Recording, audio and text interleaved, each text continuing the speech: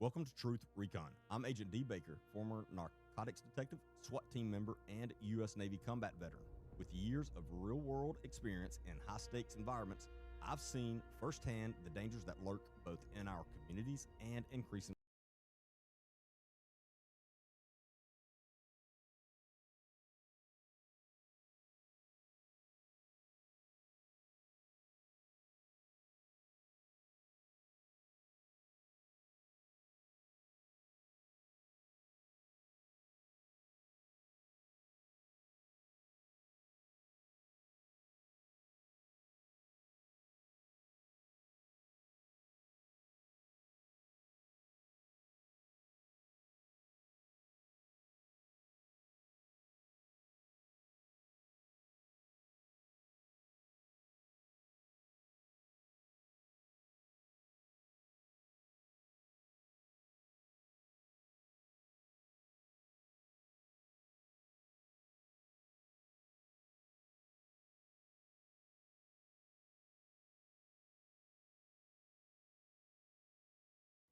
What's up, everybody?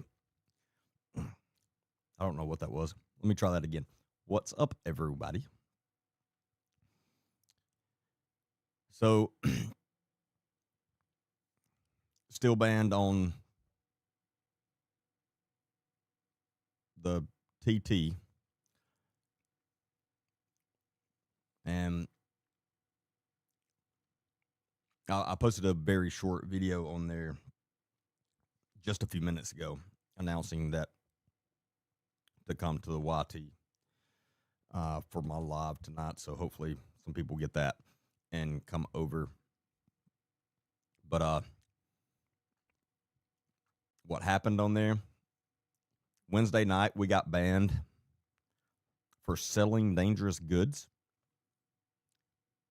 before I even went live. Like it was on the countdown thing. And I appealed and nothing. I know what it was Brittany Stapleton and her minions. That's exactly what it was. And it shouldn't be able to do that, but TikTok is ignorant. I mean, I'm not even going to get started on it. Anyway.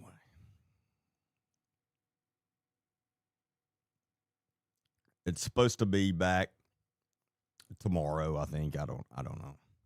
But it'll happen again and again and again. There's nothing you can do. I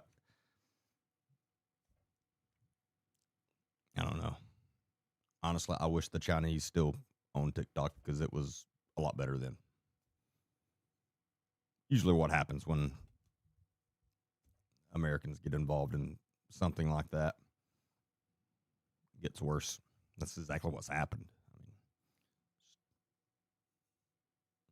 just the way it is. Anyway. Yeah, I saw Amber was not doing well and sick with the flu. That sucks. That's horrible.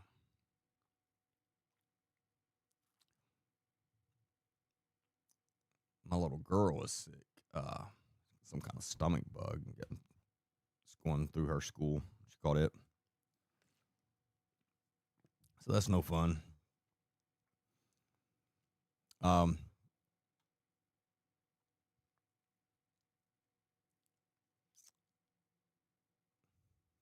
You can like the live on YouTube.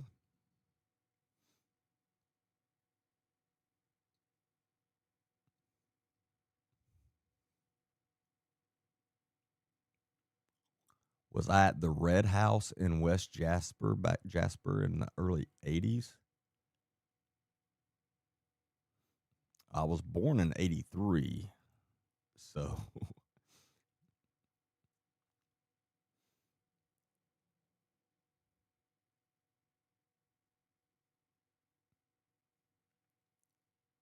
that's the weirdest. That's the strangest comment I've ever gotten.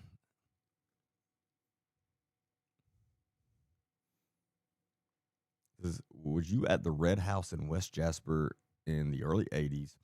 I'm looking for someone very important from my past. I think his name was Derek. There was also a Christopher. My last name was Newman, and I need some info about my life back then. I hope this reaches someone who gave me his word to never leave me. Thank you for your time. Yeah, I'm guessing it was definitely probably not me.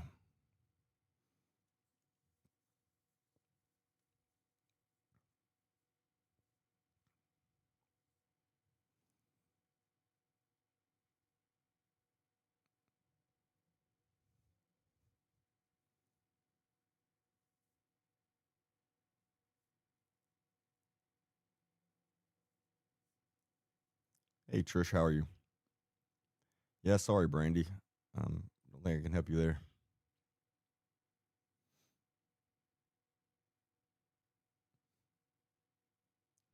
I didn't even.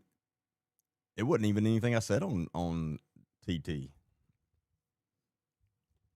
Like the live hadn't even gotten started. It was still on my countdown timer. So I mean, that's how I know. I mean, I know what happened.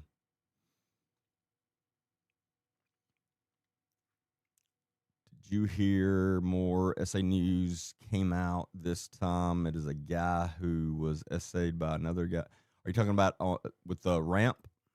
If so, yes.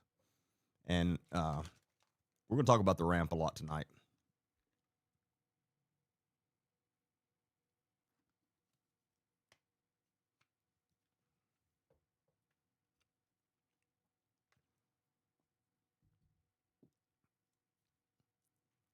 Oh, that's horrible, Gloria. I hate to hear that. Hey, Sienna, how are you?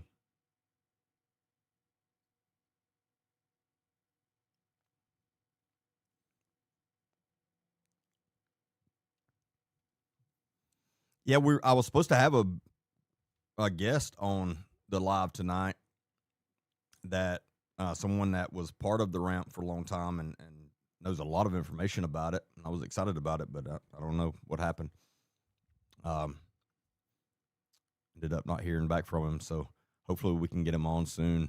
But I was looking forward to that.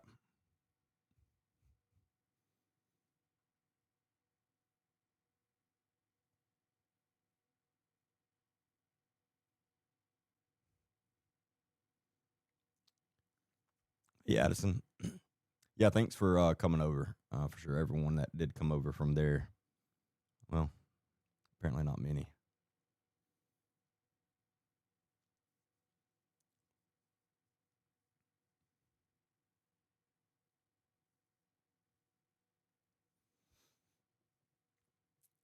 Did you hear Nick Smith jumped in Sam Robert Sam Roberts jumped in? I don't know. I'm not following what you're saying, what you're asking, Amanda.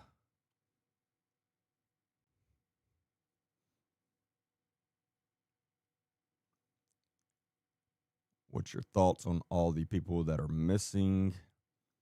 You think are you talking about in Walker County, Alabama? All the people that are missing there?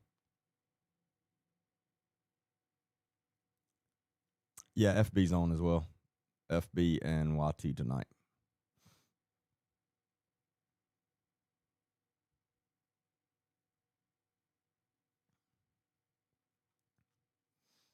Which are my two most favorite platforms, but I just have a lot more viewers on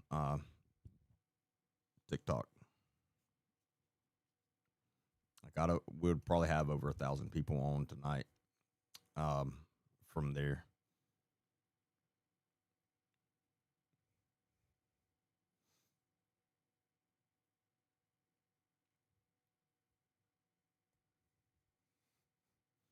he gave Sam of Coleman Daily $5,000 to advertise his sheriff run.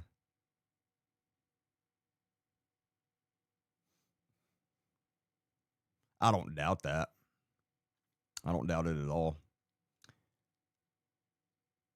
So all the missing people in Walker County, Alabama, I don't think they're necessarily like.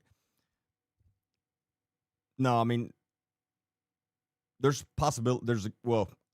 Yes, I do believe there are some that are connected to each other, but not all of them. there's, I mean, there's a few reasons why they have so many missing people. The reason they have so many right now that are unsolved is, or one of the main reasons is since Nick Smith has become sheriff there, they literally do not investigate them. They don't. If you were ever a addict, they just write you off and they put zero. I mean, and that's sad. It's not how it's supposed to be. But that's what they do. And so if you were ever an addict, and you go missing, they will not investigate at all. I don't care what they say. This is all factual. If you were ever an addict and you come up unalived, they will not investigate it. They will write it off as a self-unaliving.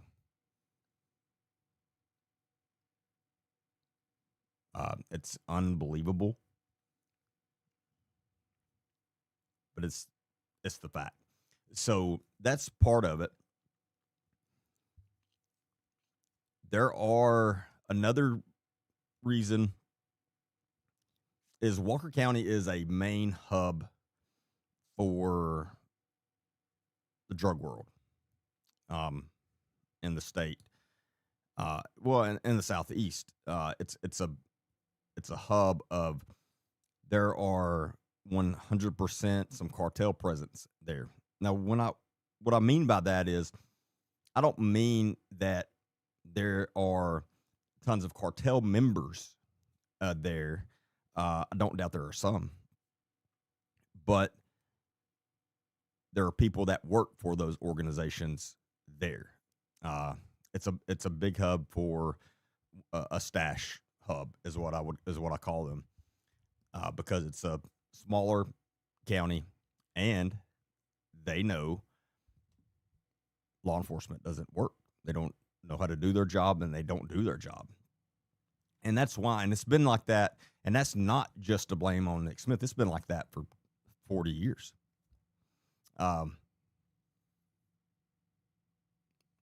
It just has. The previous sheriff before him was no better. Trust me on that. I did work some investigations on him, and he was no better. But I think everything Nick Smith does is for money. I do 1,000% believe, and this is allegedly, that he takes money from organizations and people in order for them to do what they want to do.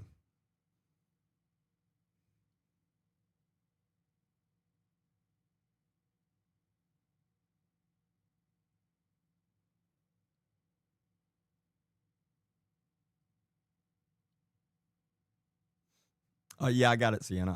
I'll respond back in a minute.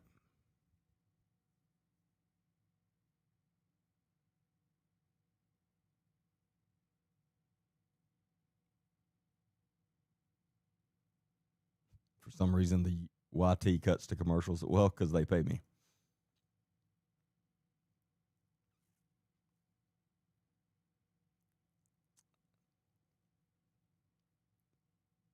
That's why I'm able to get on here and do this.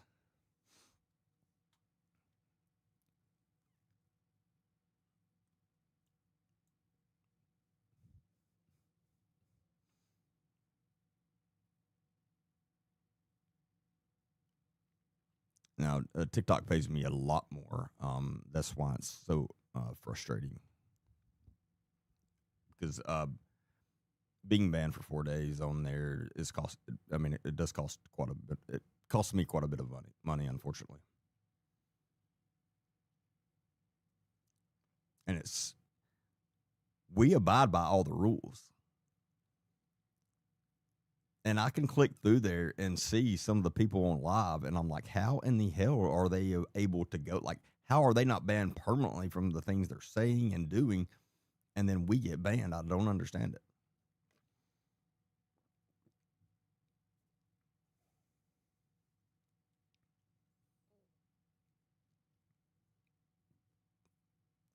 like Chicago PD. Voight is ruthless. I'll say this about Chicago PD. I used to watch the show a lot, and minus all the shootouts, um, it is the most realistic as far as like how a narcotics unit works, um, the way they operate. I'm not talking about Boyd and his, you know, corruption. Well, yeah, I guess you could call it corruption. But his what we call just being a cowboy out doing his own thing. But the rest, just how they operate, the way they communicate, the way they run things, is very, very realistic, especially compared to most other shows like that.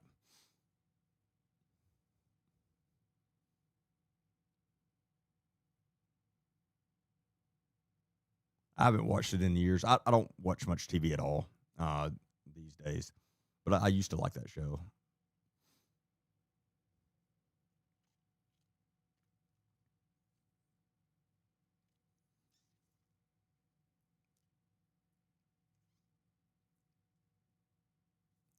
Create a backup account. Yeah, I'm going to. It's just what I do now takes up all my time. It is hard for me to find extra time to do anything else. I know that may sound crazy, like you're like it's just a backup account, but there's a lot more that goes into it. But I do need to.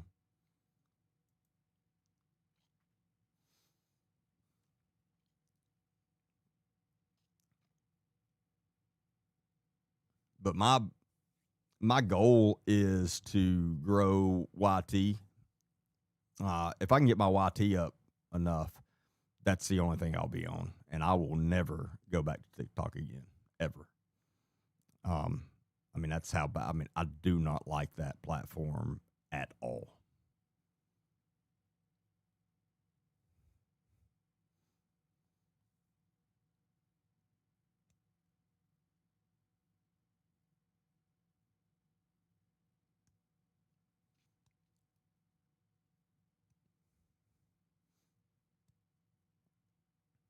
You are truthful, but also people know the difference between a bogus claim in court and the people who want help but don't want to be called an addict. I know what it feels like to have no help. My whole family is no longer here because of bad mouthing people who work and walk the line.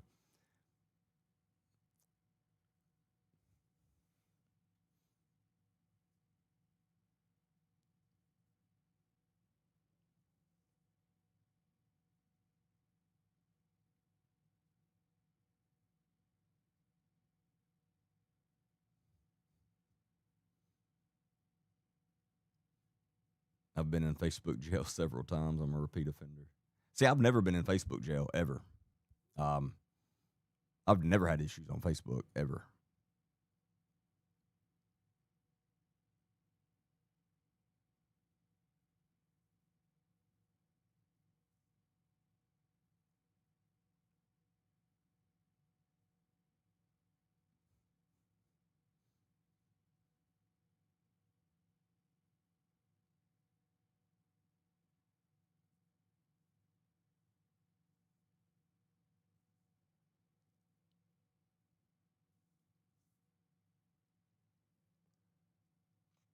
All right.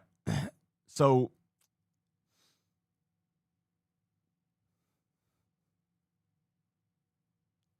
so when the ads pop up on YT, does that cause y'all to miss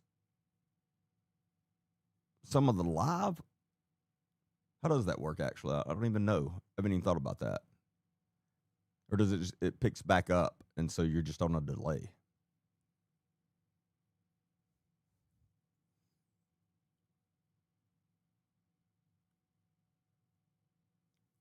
Because it is definitely on a delay because I can see it over here, but I don't know how long of a delay.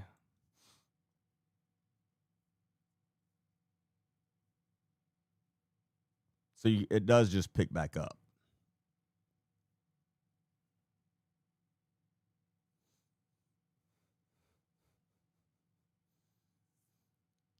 kick because they don't censor, and I do not have it in me to start another platform right now. I mean, I don't have time to keep up with the things that I have right now, so I do not.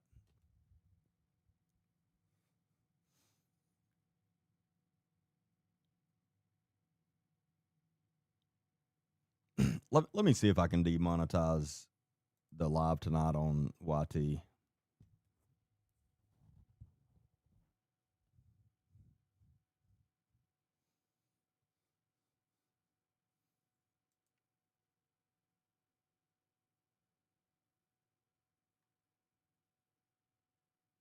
Okay, let me delay the ads, but I don't.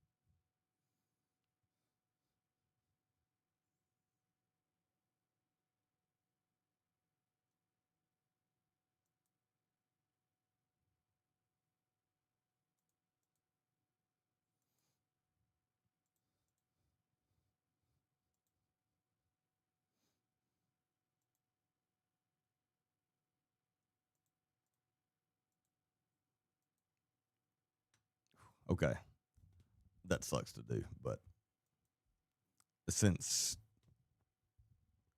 you're forced to be on there tonight versus TikTok, okay, y'all shouldn't have any more ads tonight.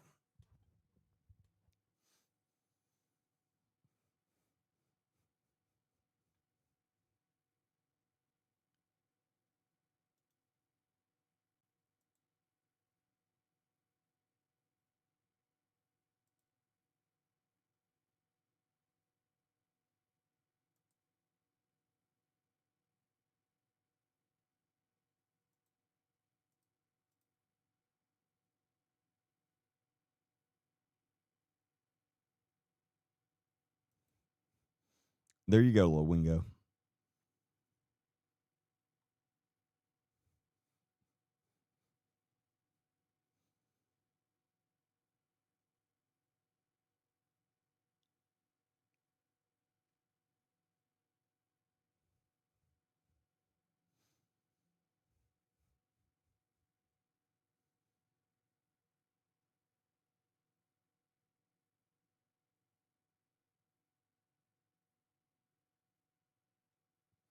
Yes, she is, Katie. I just fixed it.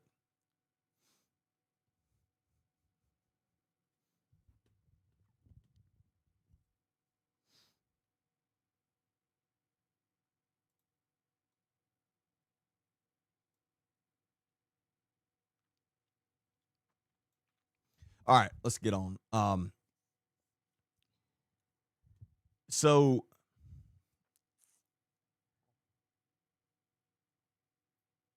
sorry, I didn't have a big plan tonight because I thought I was going to have the guest. So y'all bear with me, but I want to discuss the ramp. It's so crazy, and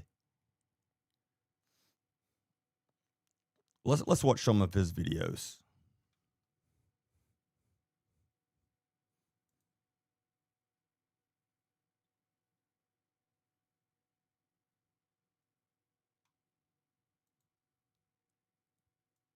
And we'll discuss some of them.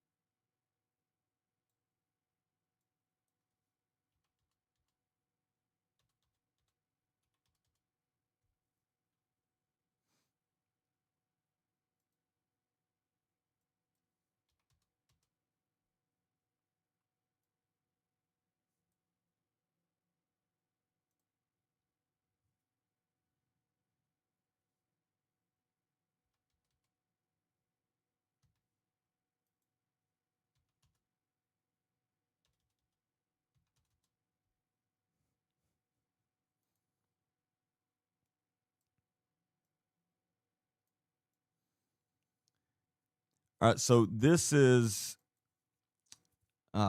Rodrigo Burgos.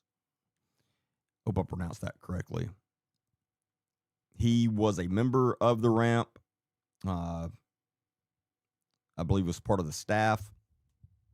He knows a lot about this, and he's been trying to expose them for a while now.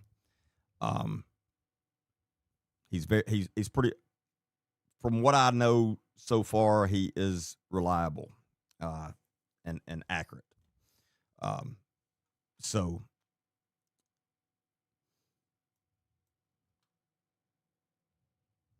I used to be in a cult called The Ramp in Hamilton, Alabama. There has been another allegation of essay that has come out about The Ramp. Again, it involves a staff member. I want to play a clip of the testimony here, but before I do, I want to give you a trigger warning. Okay, now here's the clip. I was abruptly awoken at around 2 a.m. by Tyler's hand on my head, shoving my face to his groin. In my sleepy state, I was not fully aware of what was going on, and my face brushed against his hardened pit. I immediately jumped out of bed, grabbed my phone, and ran to the bathroom, where I had a panic attack. If you want to see the full story, please go to Jennifer's channel, which will be linked down below. Now, what gets me the most about this testimony is that I knew the victim and I knew the perpetrator. Now, the victim took this straight to leadership right away, and leadership did nothing about it. Then the victim came back with his own mother, talk about it with the dean of the school. And what did they do about it? They did what they always do. They sided with the predator and they blamed the victim. The dean of the school himself told the victim that he should have never invited that person into his own home. Now, I know you little rampers are going to get on me in the comments and say the same exact thing that he did, that it's the victim's fault because the victim allowed this person into their own home and invited them to sleep in the same bed as. So, allegedly, the dean told the victim that he shouldn't have invited him to his home. And it wouldn't have happened.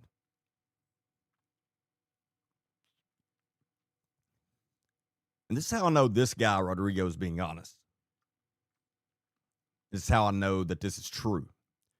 Because the next thing he says, and I know all of you rampers, that's what they call them, are going to come on and say the same thing. So that's the culture there of victim blaming. And if you followed me for long at all, you know how I feel about victim blaming. Nothing pisses me off more. Nothing.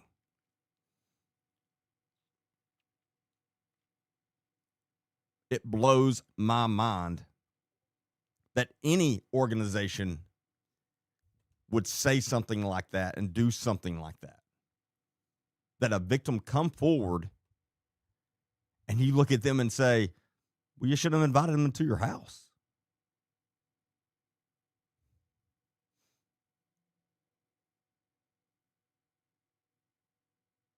In no world is it okay that if someone invites you into their house, they just can do whatever they want.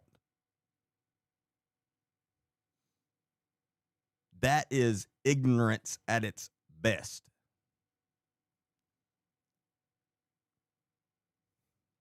And to know leaders of this cult was telling victims that tells me all I need to know about this organization. It's the crazy. I mean, I cannot imagine. And if someone told me, if I was standing there when this dean, whoever it was, told that victim that, it would have been very hard for me to keep myself restrained.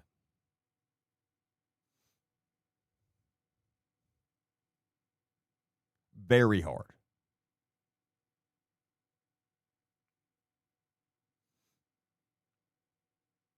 And to know, and again, you can tell by what he is saying that this is common there, the victim blaming.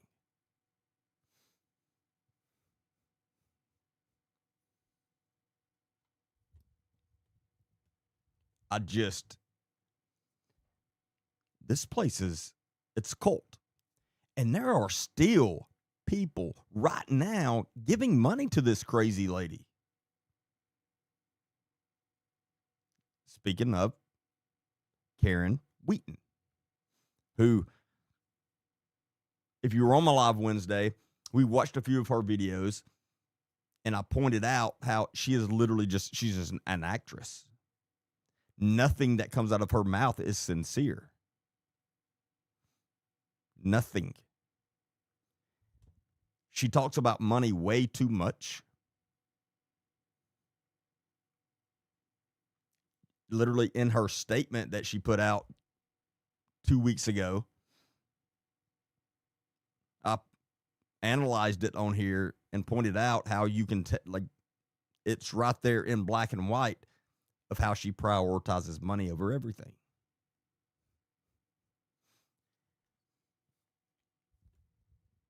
Unfortunately, she is a good cult leader. And she has brainwashed a lot of people.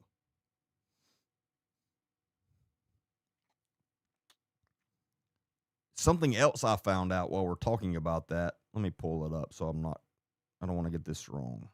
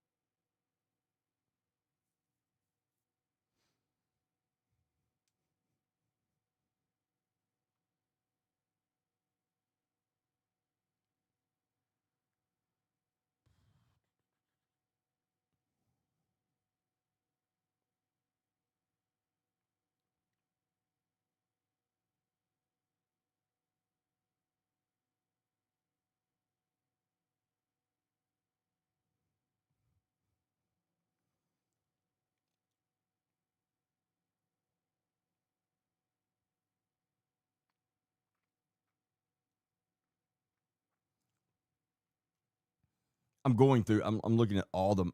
I've gotten so many messages on the ramp now from people. I mean, some horrible stories. And when I get the exact same thing from 10 different people, at least 10 different people, there's a pretty good chance it's true. And one that I keep getting is, and they all don't read exactly like this, but they all say the same thing. When they would go to services, They would lock the doors and block people from leaving while passing the offering buckets around.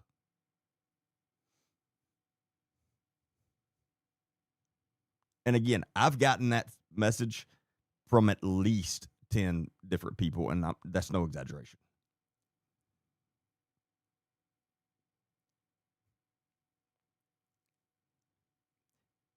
That reminds me of the clip that was going around of the pastor that told, I'll find it in a second. He was asking for money, and he told the ushers to go lock the doors. He's like, lock the doors. We're not leaving. I can't remember exactly what he said. I'll pull it up in a minute. It's like, we're not leaving until we get this much money.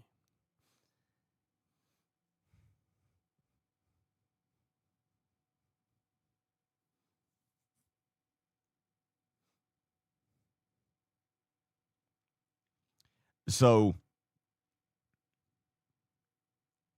the Michael Andrew High, and someone brought him up, I think Wednesday night, and he was arrested he was a counselor at a church camp,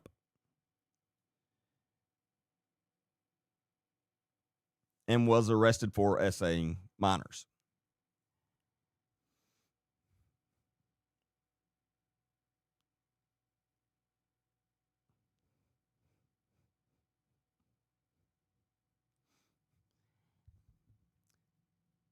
When he was arrested, he was working for a completely different church.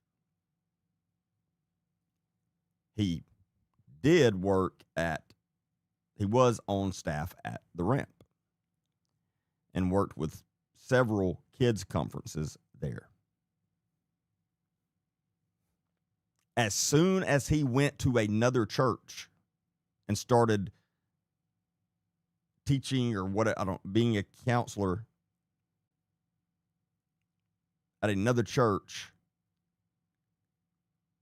he was caught doing this to minors at a camp, and that church turned him in immediately, called the police, and he's in prison. What does that tell you?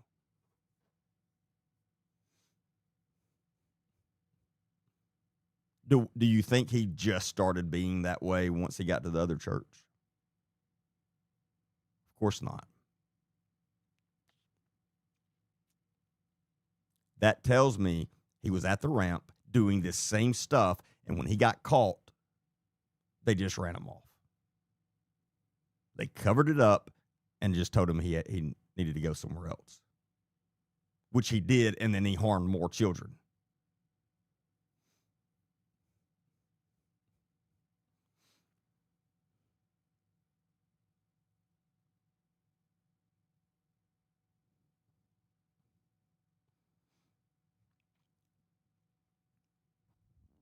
And we have quite a few upcoming podcast guests that have been on staff at the Ramp and know a lot about it, that are going to be able to give us very detailed accounts of all the crazy stuff that happens there and goes on. So because this is, the more I dig, the more we find it's crazy. It's unbelievable that this place is operating in small town Alabama. And again, to go back now and see, there has been for years now people trying to call them out and trying to bring attention to this, and nobody would listen to them. And the Ramp and Karen Wheaton would say they were lying and say, well, they fell away from Christ. That's the reason that they're out trying to get us now. They're the devil. Well, now turns out, no, they were all exactly correct and telling the truth.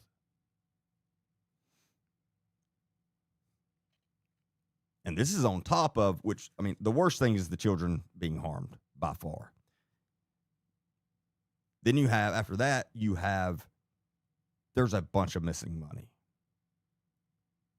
A bunch.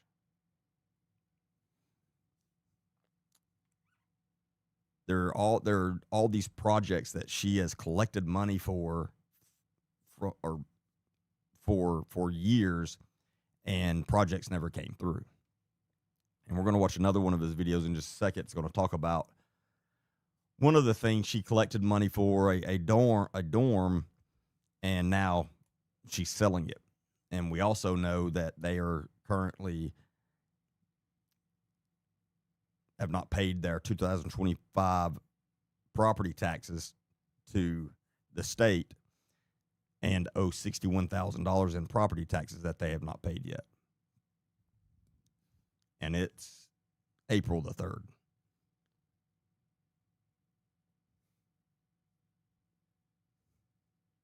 So they're not at least, they're over 4 months behind on paying those property taxes on time.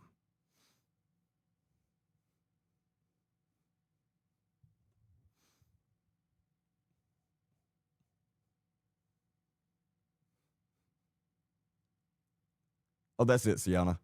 It was Bishop Marvin Sapp and 25. We'll watch that right after this just because it's crazy. But let's finish this one.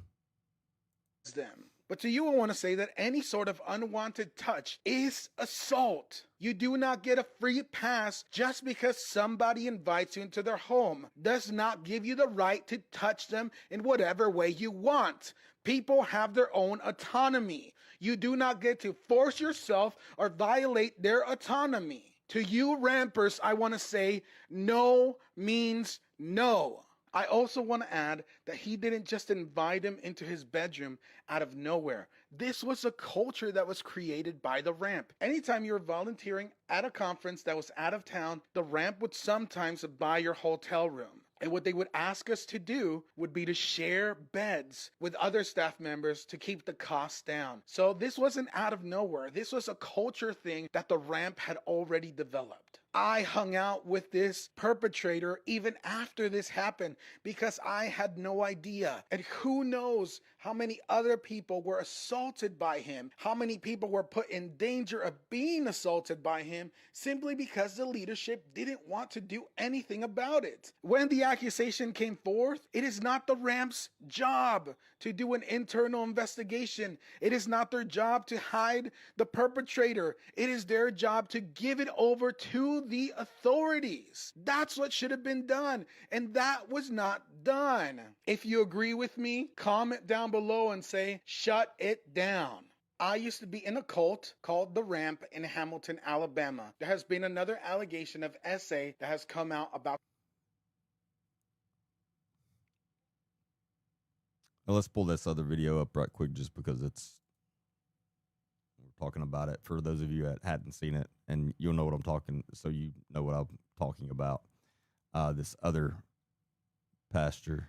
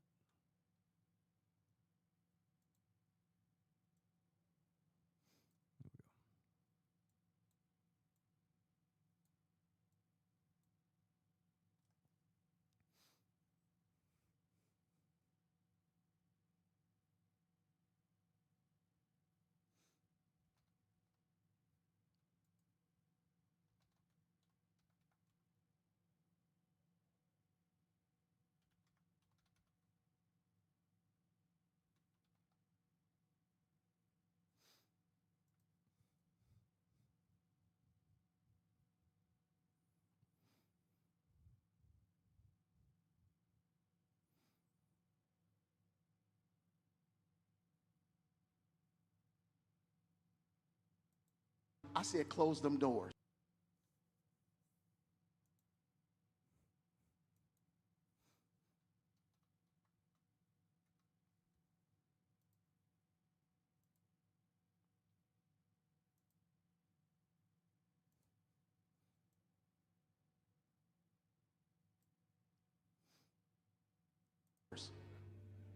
Ushers, close the doors. Close the doors.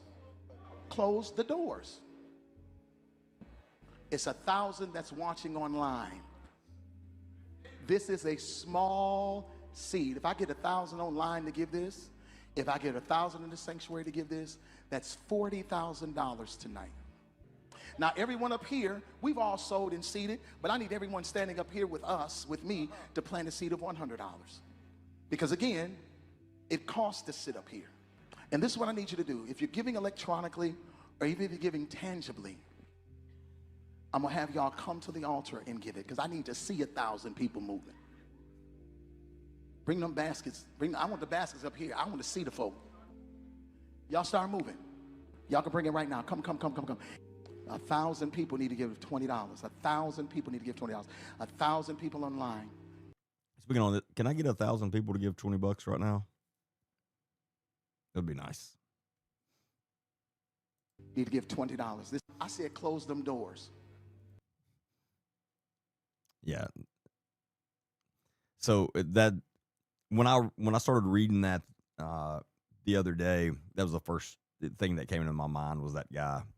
Because I remember seeing that for the first time. I was like, oh my God.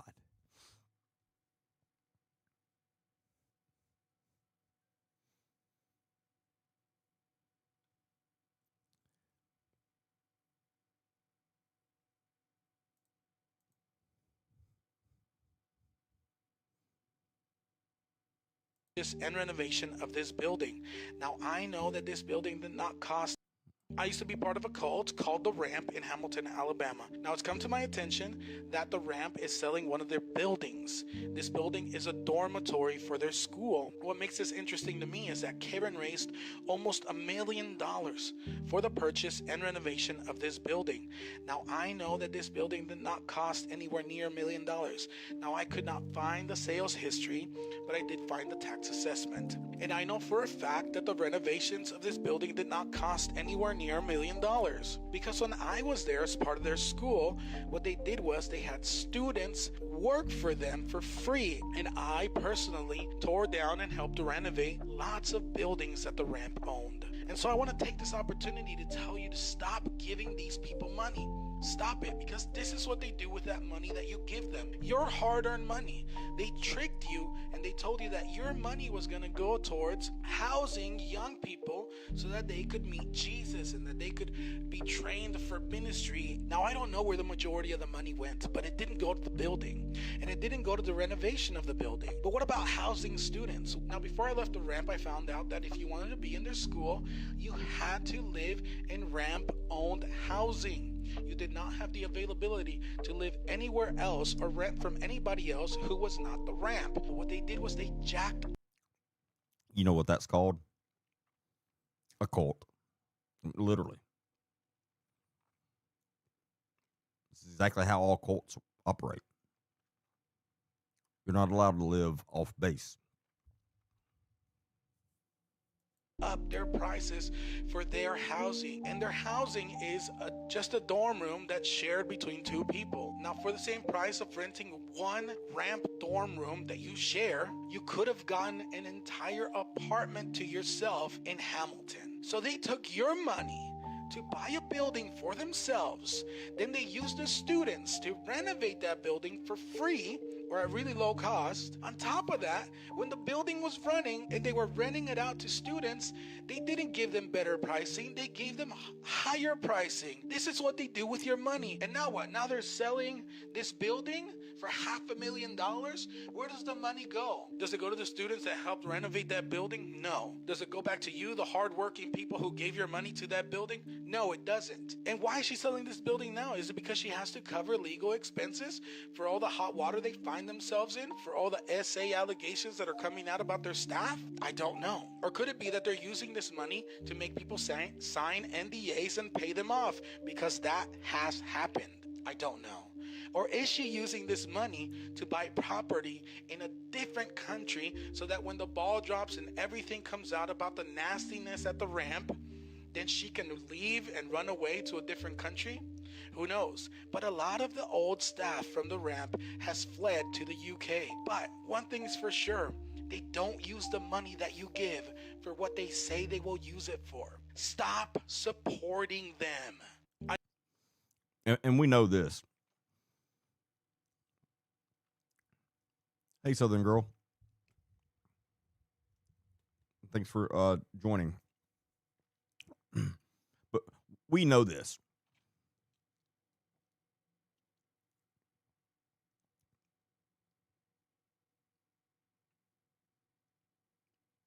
They, again, like I was saying earlier, she begs for all of this money for a specific project. And the project never turns out the way it was supposed to. In fact, there's one big project that she has been allegedly raising money for since 2008, and it has still never happened. And I have not verified these numbers, so this is allegedly right now, but we will.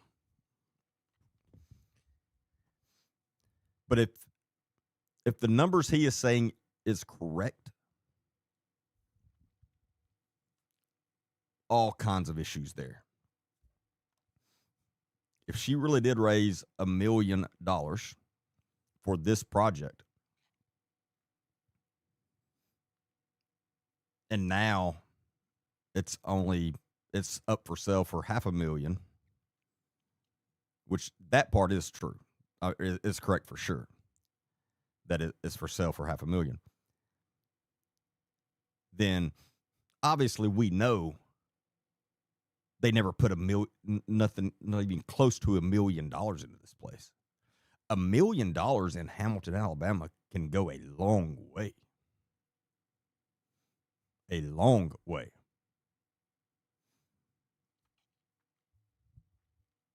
So right there, just off the bat, there's $500,000 just missing. Where did it go? And is it a coincidence? So Lisa said here in the chat earlier, I think she is trying to liquidate some of her assets. Yesterday, as I drove through Hamilton, I passed the Hamilton Holiday Motel, which Karen purchased a few years ago to use for dorms. Well, suddenly it's for sale. Sign out front and all. Now, somebody help me. Is this the same? Is this that building that you're talking about, Lisa?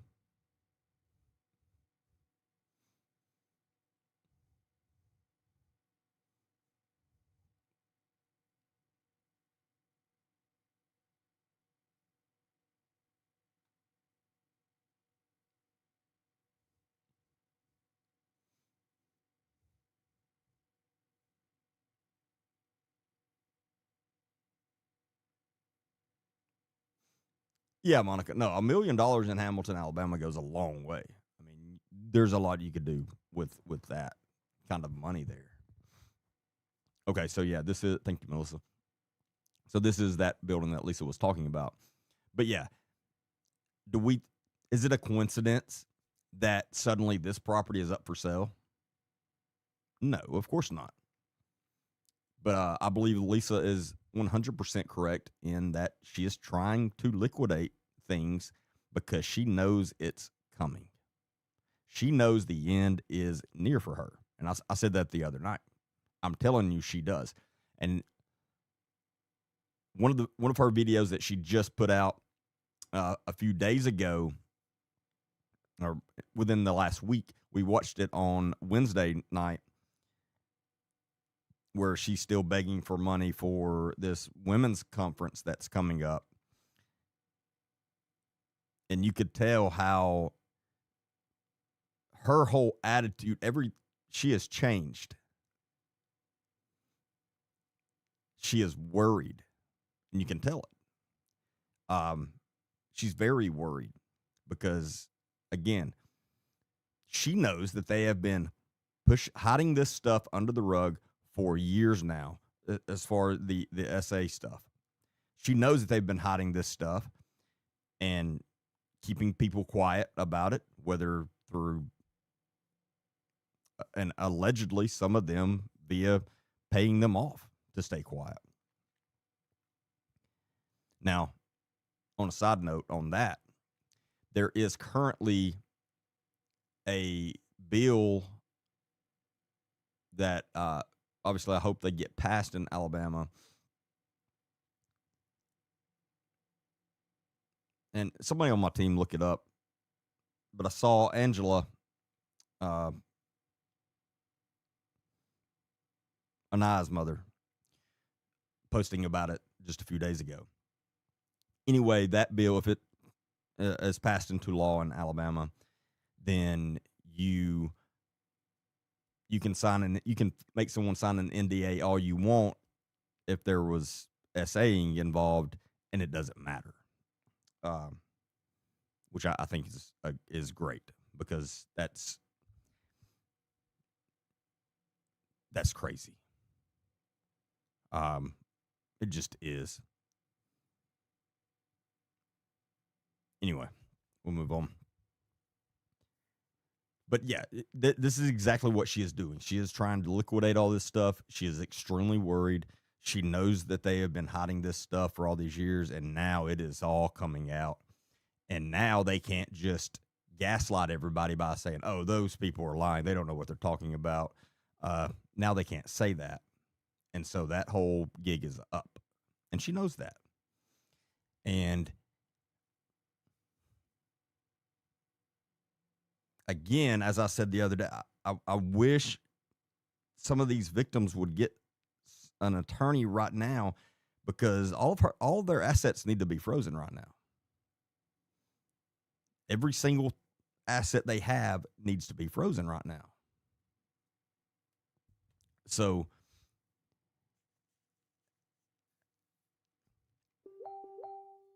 again, there's no telling how many or how much money that she has blown throughout the years. There's no telling.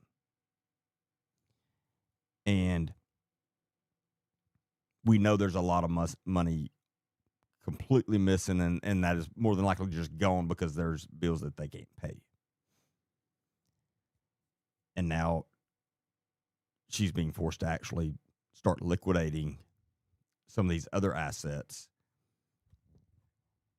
And I guarantee you, I mean, I've seen this 100 times when organizations like this start going under like this. That liquidation money is not going to go to paying bills off. It's going into hiding, meaning that they're going to try to hide it somewhere, because she's going to try to take that for her again. And more than likely, I wouldn't doubt, like Rodrigo speculated, to go to another country. Now, if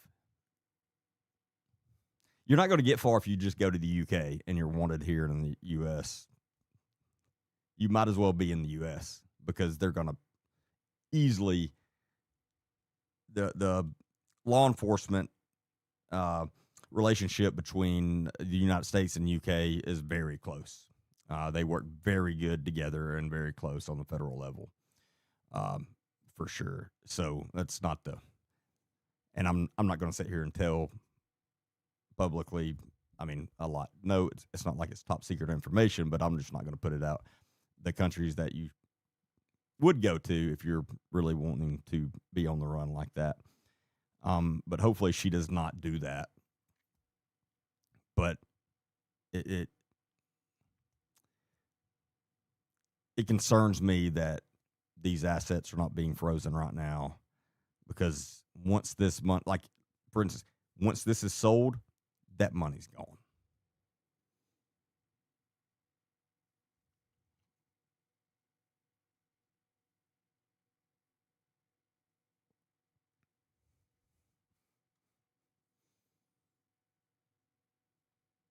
Oh yeah, I've got some UK people on here.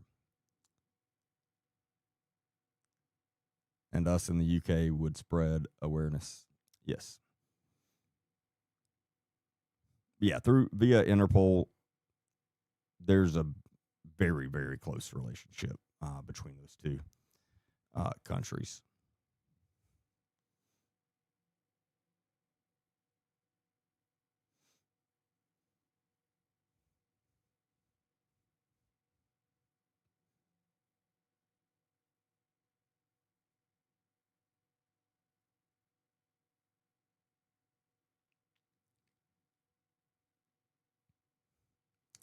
Lisa said the ramp parking lot was completely empty Sunday night and Wednesday night.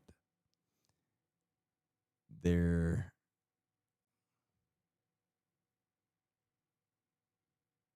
Regulast. Am I saying that right? Gathering night. I don't know. Maybe just be a typo. But then last night, Thursday, the parking lot was packed full until after midnight.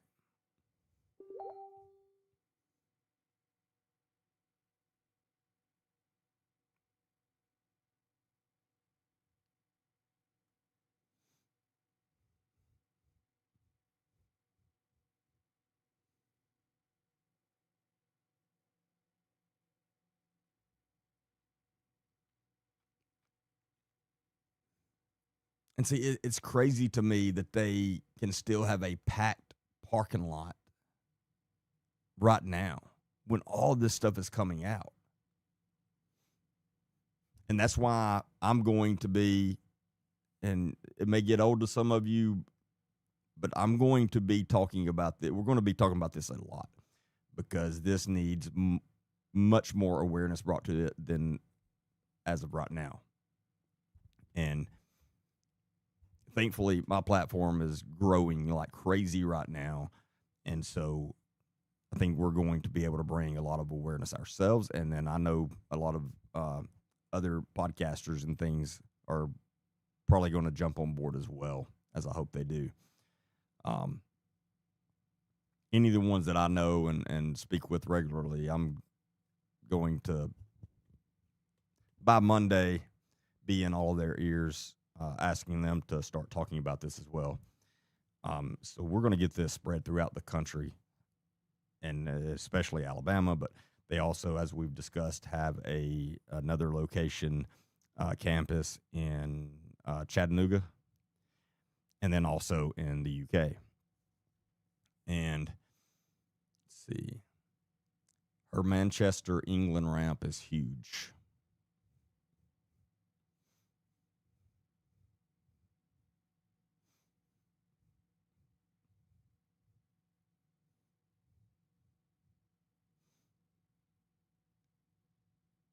Oh, Lisa, you live in my neck of the woods.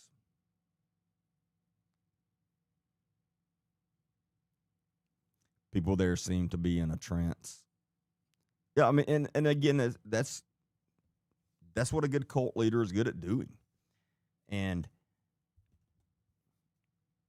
as I said before, a lot of these members that have been brainwashed, they're victims, and I want everyone to understand that.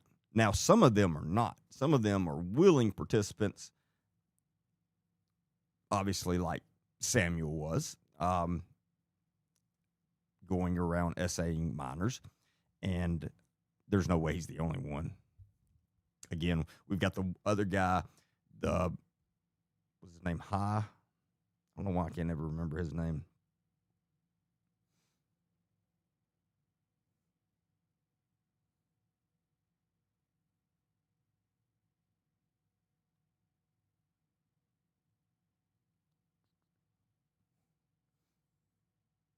Yeah, Michael Andrew High was at the ramp for a while, left, and almost, very, very suddenly was then arrested working at another church camp. So again, it's not like he just then turned into a predator. You don't. So he goes by Andrew. Thank you. Yeah, I wasn't sure. So Andrew High, but you don't turn into a child predator overnight. That we know that. These people are sick, and there's nothing you can do for them. You can't change it. We know that.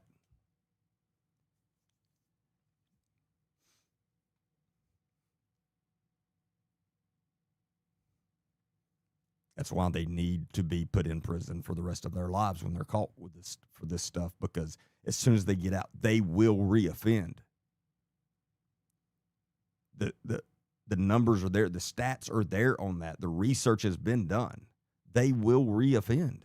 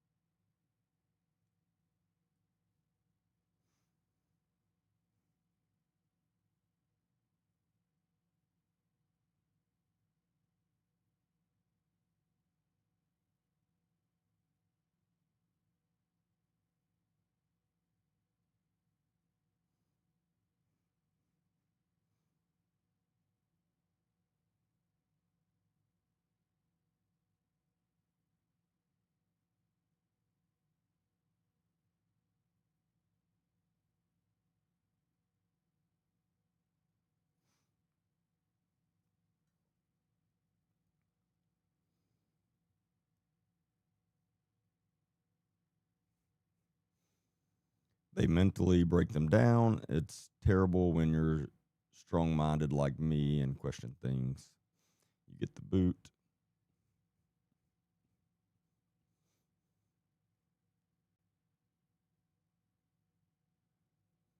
Well, they want you to be fully dependent on them.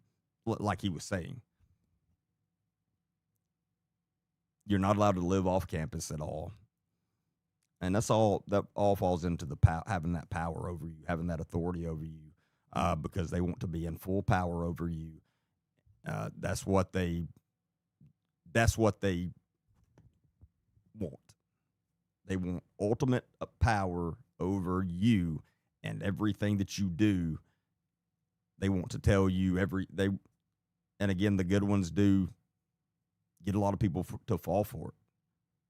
I mean, these cults that we've seen, which is quite a few, where the leader talks grown men into letting him be with their wives.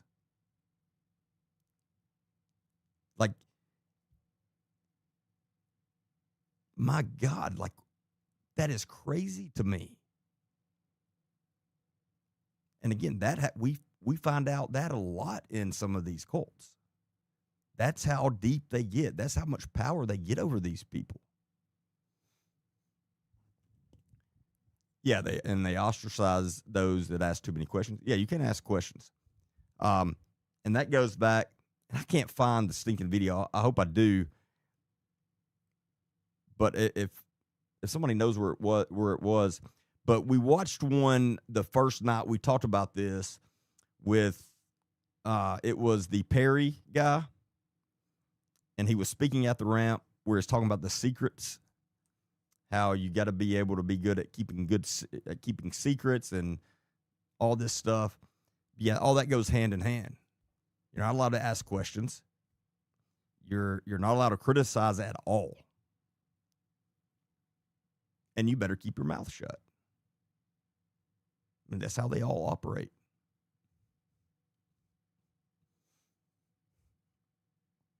That's a good point, too.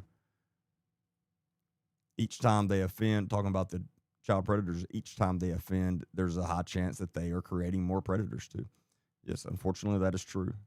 Now, again, don't get me wrong. Every child that was abused as a child does not grow up and be a child predator. But, I mean, it's impossible to know those stats exactly, but we know there are tons of people that were abused as a child that don't end up being child predators. However, we know that most child predators were abused when they were a child as well.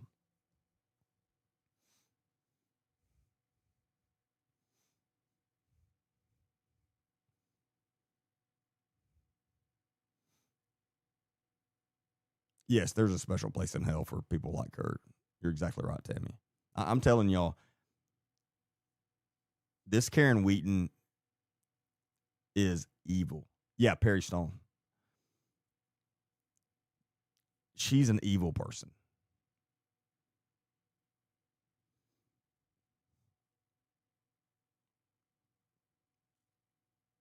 And you've all probably heard me say this before, but thankfully, there are not a lot of evil, truly evil people in this country. However, there are some, but they're pretty rare.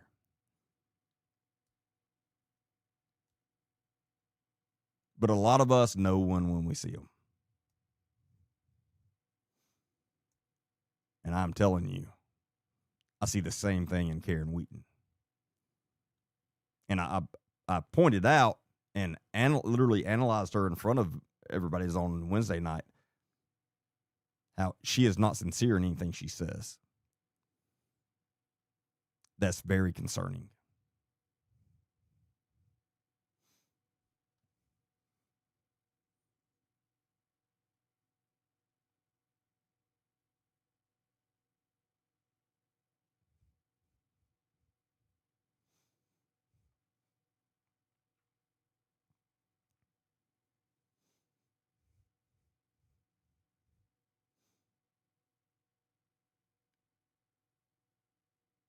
What just happened on Facebook?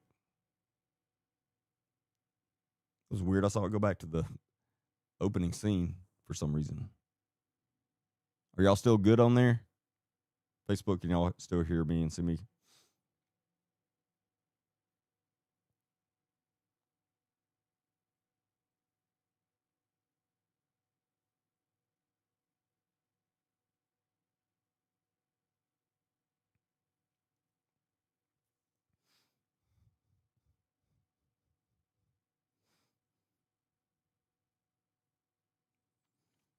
And if you're not following Rodrigo, let me see. Right there, obviously you can see his name, Rodrigo Burgos. Hope I'm pronouncing that right. Make sure you go follow him because again, he's got tons of videos on the ramp, and so far I've not been able to disprove anything he's saying. I'm not saying he's always 100% right and correct, but I trust him. I'll say that.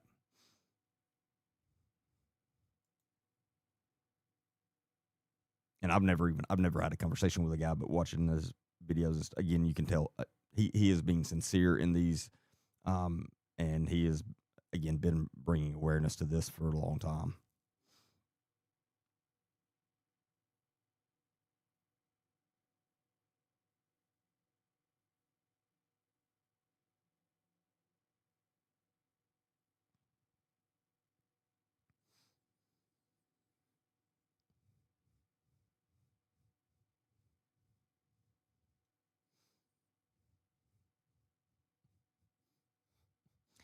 Oh, somebody said, I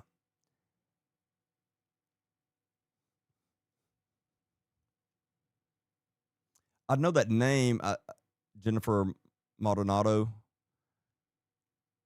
I think I've seen something with her, but I will definitely start looking into her stuff as well.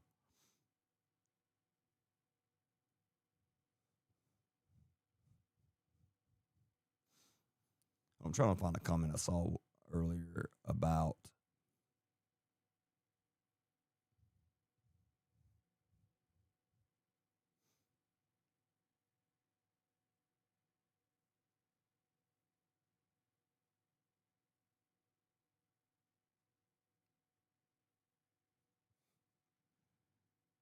well, I can't find it. I saw there was someone who made a comment earlier on Facebook that said they don't call them services, they call them gatherings. I don't know as far as linguistically, I don't know if there's anything to that, but it's not common. That's strange. I will say that. I'm going to research that actually because it is kind of interesting, but I can't think of anything off the top of my head. I just know that I've not heard that in the churches I've attended in my life. But it may be more commonly used in churches than I know, but it does seem strange to me.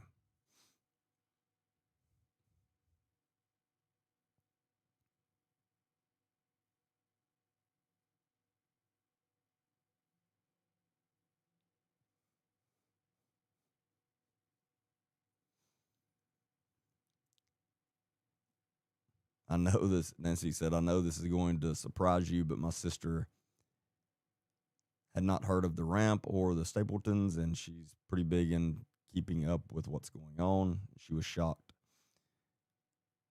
when I told her about them, so there's probably a lot more people not heard. Yeah, no, I mean, and that's the thing. We all tend to, everybody's algorithm is different.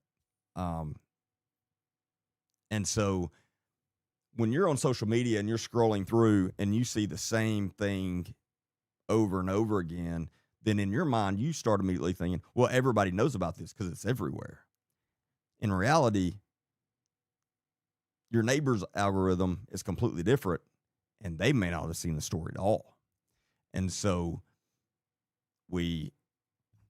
awareness is very, very important, and it's important to share the stuff. And again, one thing I always ask of everyone that follows me and subscribes is to please watch my videos and listen to my podcast and share those, repost them, whatever platform you're on.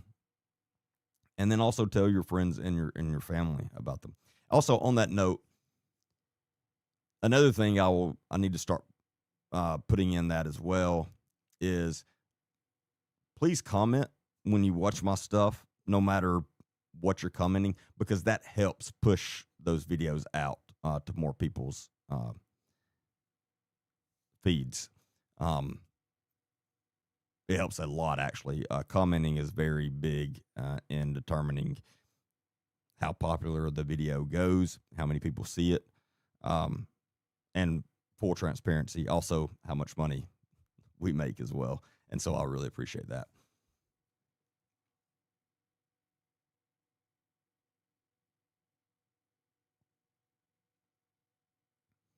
I volunteered in a Ramp storehouse. Hold on.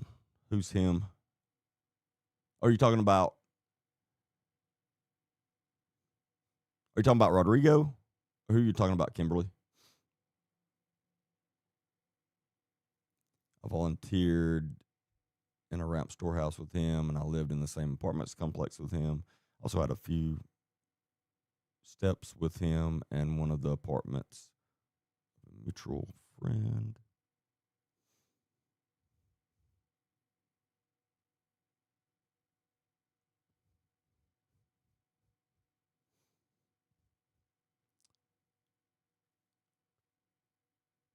I hope I'm saying your name right. Rotoya? Correct me if I'm wrong, please. I don't want to be mispronouncing your name.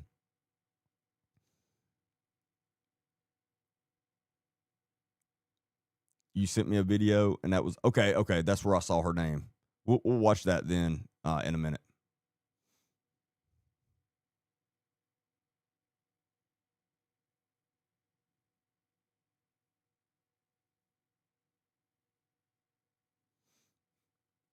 Thank you so much for covering the story, because the people that actually live here in Hamilton that are speaking up are being told to stop judging, stop gossiping. God is the judge. Stop being a judge. They are trying to silence everyone. Yes, and anyone that has been following me knows that's a big pet peeve of mine. I can't stand for people to say you're not, God's the only judge, you're not supposed to judge. That is not what the Bible says. The Bible tells us that we are not to judge people based on, in layman's terms, their appearance, the things they have, those things, the clothes they wear, the cars they drive, the houses they live in, those things. We're not supposed to judge people on that, and so you shouldn't. The Bible also tells us, though, we are commanded to judge people based on their actions.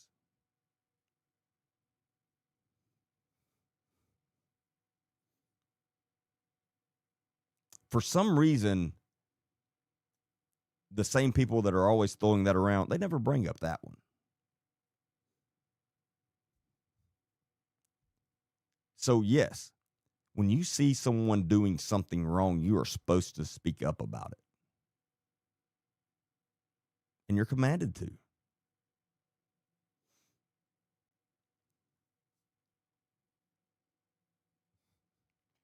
Like I always say, was Jesus just, when he was here on this earth, was he just walking around being quiet? Of course not.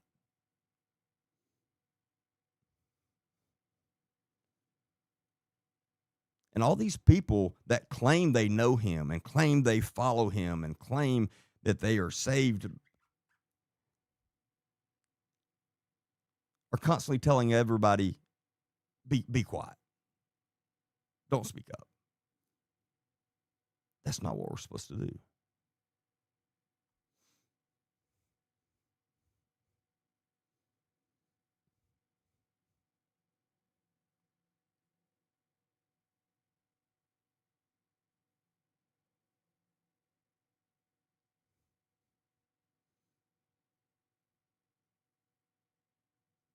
I shout louder when folks try to silence me. And again, if you're shouting about wrongdoings, you absolutely should. Yes, Katie. Jesus was out there causing a whole scene regularly. Absolutely.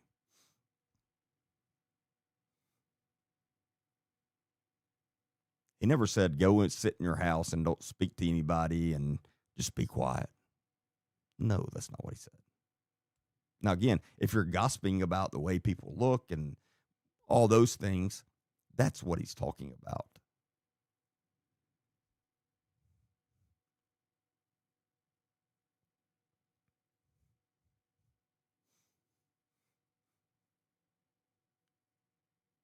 Hold on, let me read a couple comments. In my studies of gangs and cults, the term gatherings is for sure a thing amongst these type of organizations. Not always, but definitely often. Yeah, I've heard the term in some cults before, and I've studied cults pretty in depth for a long time, just because they've always interested me. And again, I've heard it with cults.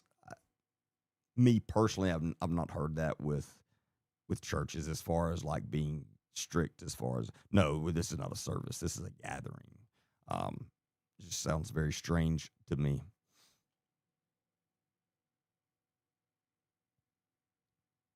Oh, that makes more sense, Kimberly. Not steps, a few suppers. I was a little confused. Call you Esha? Awesome. That works for me. My mama was trying to be fancy. Hey, Natalie.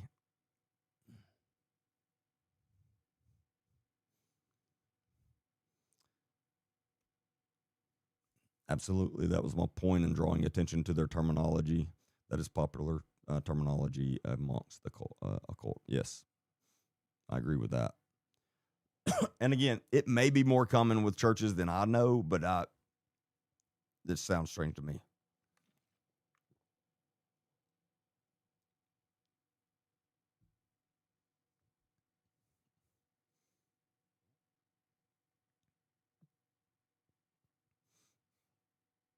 Very good point. The Crips, Bloods, all those gangs. cartels tell their communities to be quiet about the wrongdoings. They don't just tell them, they make them.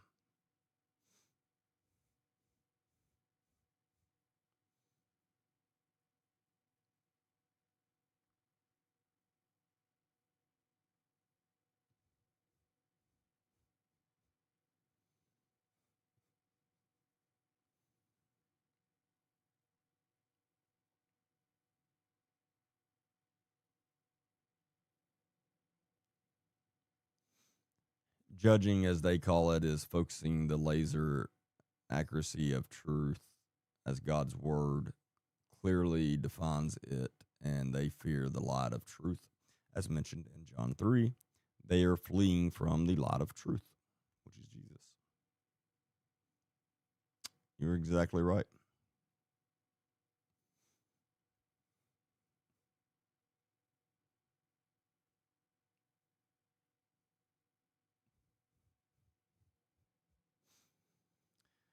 That's how the ramp has gotten away with this stuff for years. Everyone was afraid to speak up. Yeah, and I can understand that. In a small community like Hamilton, I can understand a lot of people not speaking up and not wanting to, because, especially before this, because it probably made you extremely unpopular there. And I mean, human nature, you don't want to be unpopular like that. You don't want everybody, hating on you. And so I can understand that for sure.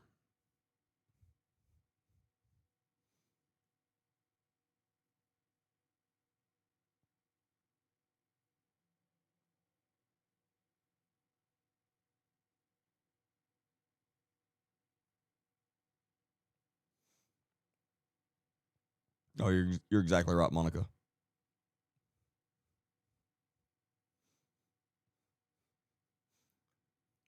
This is great.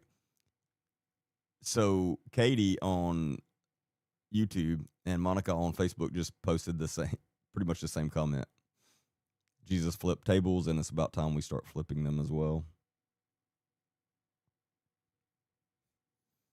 And then Katie's was, I mean, the whole flipping tables and whipping folks at the temple should be enough proof for them. But evidently they don't read the Bible. And that's the case.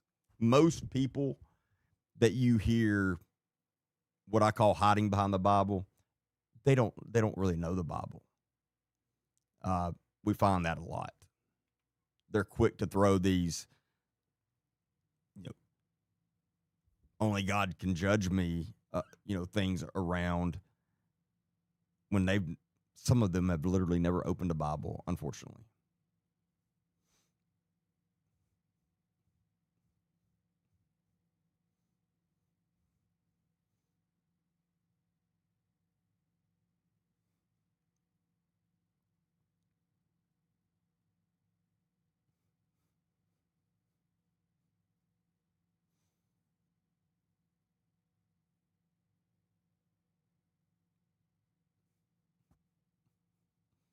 They have the best laundering and Ponzi schemes I've ever seen.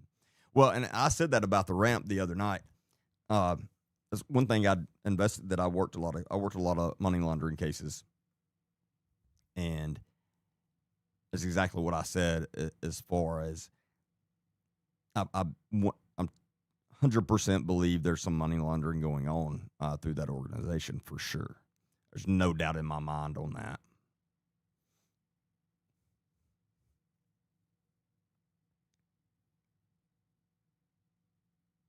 And a ministry is the easiest place to launder money. By far the easiest.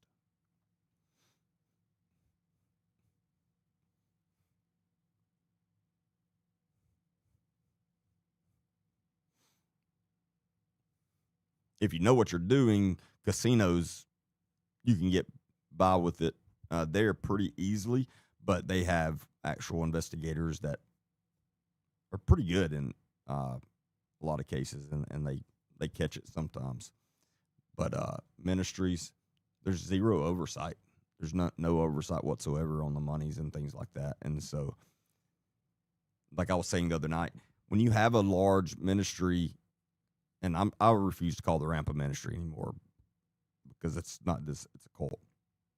But when you have a large organization like that you claim to be a ministry, and only the leaders, like the 1 or 2 top people, are in charge of all the money, don't give them a dime. Not a dime. Because true Christian organizations, that's not how they operate. They don't have just the pastors in charge of all the money. And then, as I've said numerous times,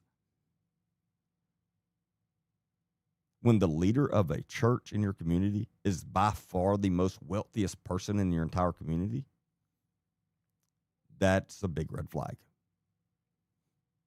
Now, I don't have an issue with a leader of a church being wealthy. But when they're the wealthiest,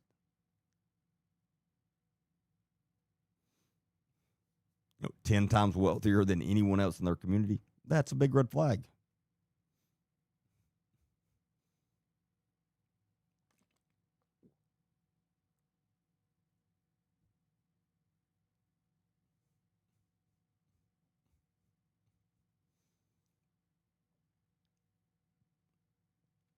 You'll know them by their fruits.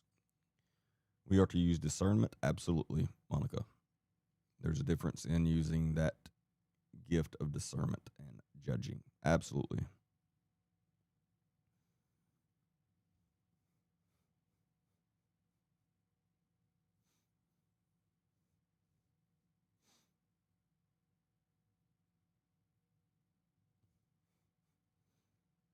How did she get the money for a private jet? Does she have a private jet?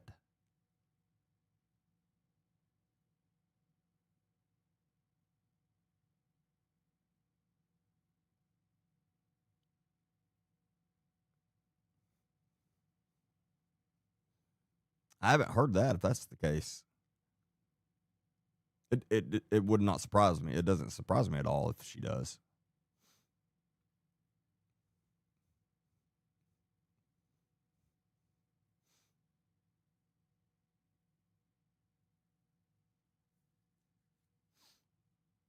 I want to watch this video. Let me find it. That Esha sent.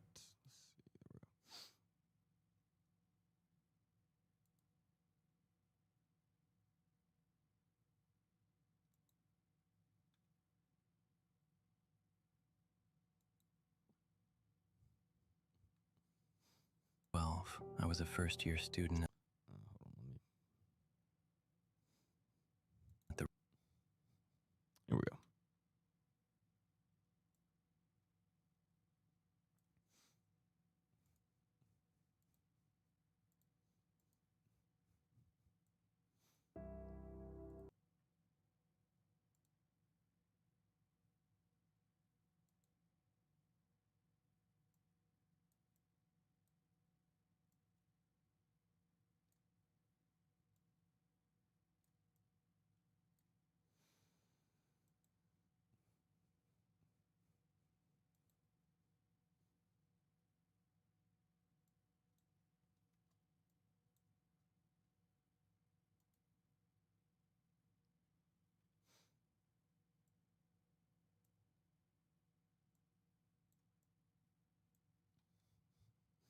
All right, so trigger warning, as this says, this is an account provided by a former student of the ramp in Hamilton, Alabama.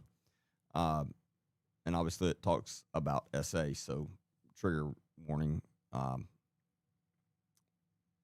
those of you that need that. Let's see. In early September of 2012, I was a first-year student at the Ramp School of Ministry. I had just turned 18 years old on September 5th, a couple weeks after school officially started, and I was elated to be another year older. But my time at RSM was a lonely time. With the strict rules in place, I was not allowed to talk with my best friend at the time because she was a female, and we were not allowed to text or contact each other without being in a crowd of mixed gender. I ended up becoming friends with this third-year alumni named Tyler. He had attended the first and second years of RSM, and now he was on staff for the church under said third-year alumni title, and we hit it off. We related to each other over media and tech, since he was working directly under Brad for the church's media team. On a Thursday, a week or so after my birthday, I invited him to stay the night with me at the Animal House. We shared my twin-size bed, which was in a shared bedroom with my roommate Gabriel. I was abruptly awoken at around 2 a.m. by Tyler's hand on my head, shoving my face to his groin. In my sleepy state, I was not fully aware of what was going on, and my face brushed against his hardened pit.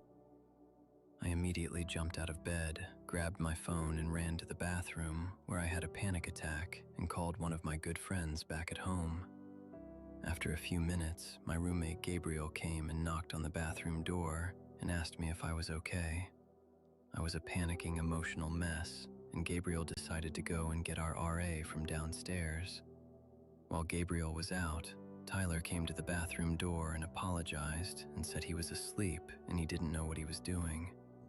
He then left, and the RA of Animal House came upstairs and had me go to the living room. I brought my Bible and began reading while trying to calm myself down, and my RA contacted a head of leadership.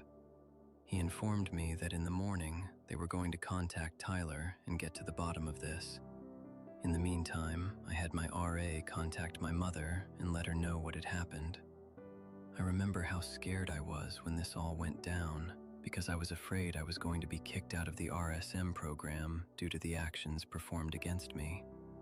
After phone calls were made, I went back to my room and laid in bed until the next morning. Friday morning was a numb blur for me. I remember going to the morning prayer and then going back to my house. Normally, we would have had class, but that weekend was a weekend conference, so we were permitted to not have class in prep for the conference. I was given special permission due to the circumstances to not be at the conference, and I decided to drive the nearly 2 hours back to my parents' home. The weekend passed uneventfully, without anyone from RSM contacting me or my mother with details for what had happened. We decided to go to the Sunday night ramp church service to find leadership and ask if anything had been done. We were informed that unfortunately nothing had been done yet because the gentleman who was above the RAs, I cannot remember his name, was busy all weekend with lawn service work in preparation for the conference. This obviously was not the answer we were looking for, but we were invited by Casey Doss to visit him the next day, Monday, in his office to discuss everything. The following day, we met with Casey Doss, where he heard my side of the story and informed us that Tyler denied doing what happened, saying that he was asleep. Casey also drilled into me about why I had allowed another guy to sleep in the same bed with me. In the end, I decided to leave RSM, and Casey Doss that day had a check signed refunding the tuition costs back to me. I then went back to the Animal House, packed up my car with my stuff, and then moved back home, leaving the ramp in Hamilton behind. Nearly a decade later, Tyler reached out to me through Facebook and tried to initiate conversation with me while he was in the shower. He had sent unsolicited photos, and I immediately blocked him. Jesus, man.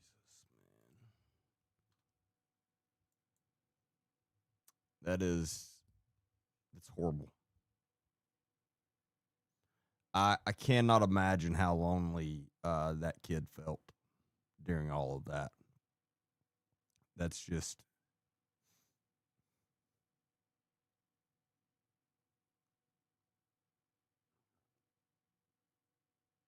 and definitely did not stop the predator. After all of that, he's still, oh my God.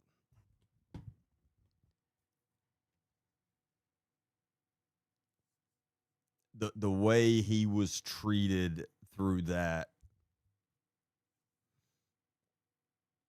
is not the way any legit organization would treat the situation at all, especially one that calls themselves a ministry.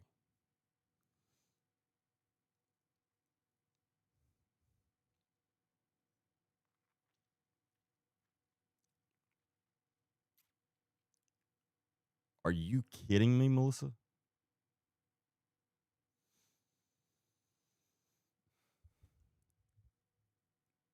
So Melissa says, and the guy that he called Tyler is back at the ramp working cameras media.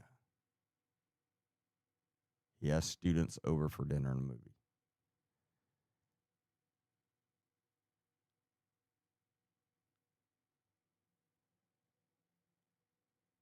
I shouldn't be surprised, but what the...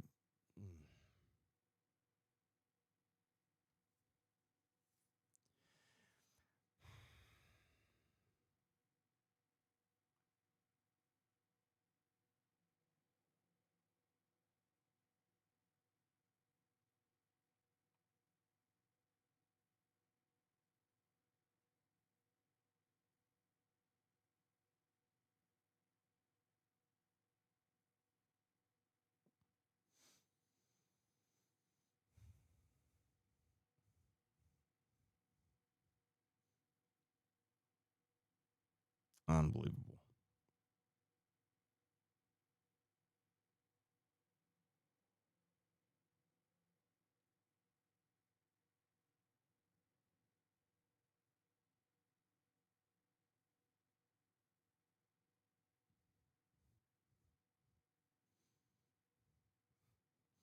Casey Doss made him immediately feel like it was his fault by asking him why he would let another guy sleep in his bed. Yeah, like I said earlier, it would be hard for me to keep myself restrained if someone said that in my presence.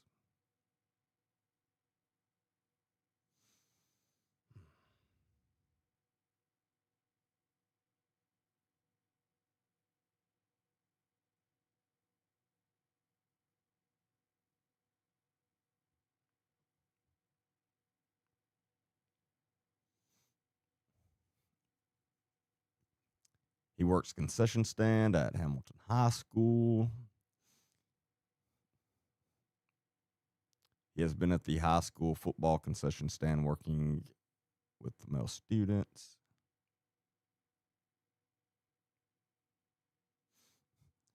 Obviously, Hamilton did not learn from Fayette County with Timothy Vest Benton, who they just let roam around their school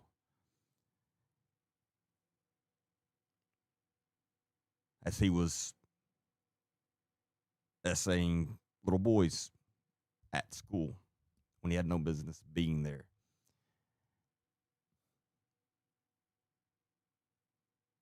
And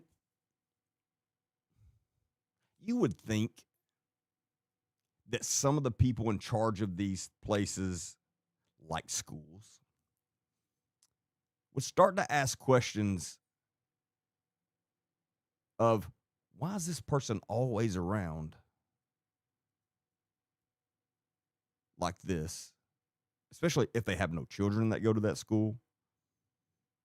And obviously they don't go to the school,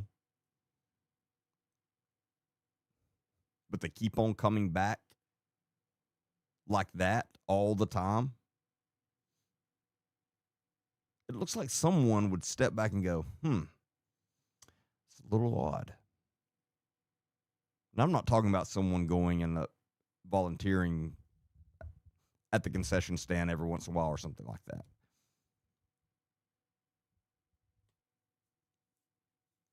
But just as in with Timothy Vest Benton and was it Hubbardsville High School, right? Or Hubbardsville Middle School? He was always there. Had graduated. Wasn't a teacher. Wasn't a coach. And they would let him roam around the school.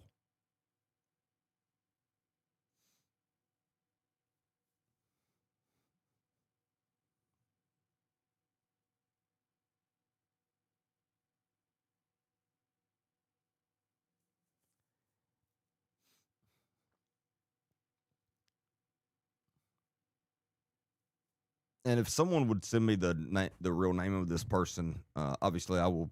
It's completely confidential. I will never repeat. I don't ever. I never ever repeat anything that anyone sends me. By the way, I haven't said this in a while, and I need to get back to making it clear. If you send me information on a case, anything whatsoever, I never ever will ever repeat your name to anyone. And my messages, my own team doesn't even see who this stuff comes from. My research team, I pull the information from messages and send the information to my team, but you can ask them. They don't see names.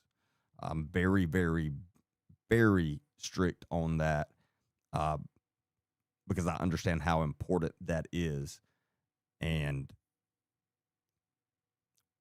we can't do what we do without people sending us information.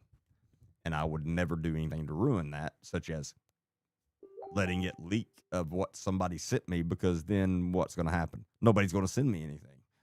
And so I understand how important that is.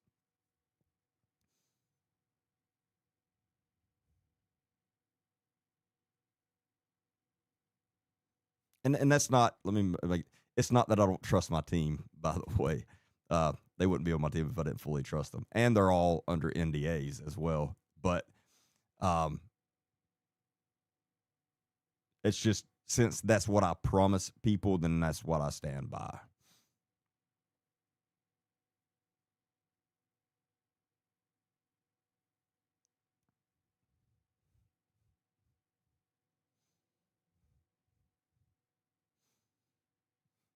Oh, thank you.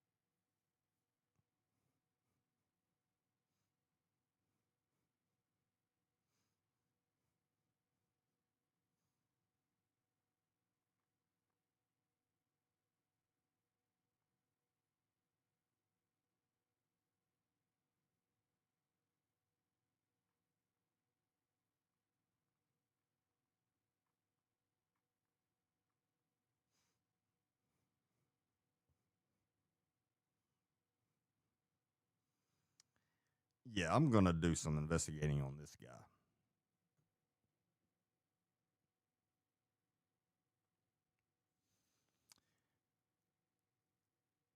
because I guarantee, I mean, he's still creating victims all the time.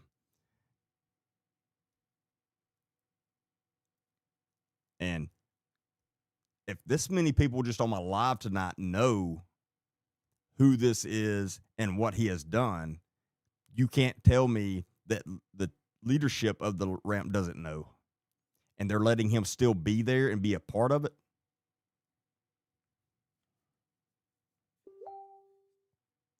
The victims need to sue her for every single thing she owns, because they deserve it.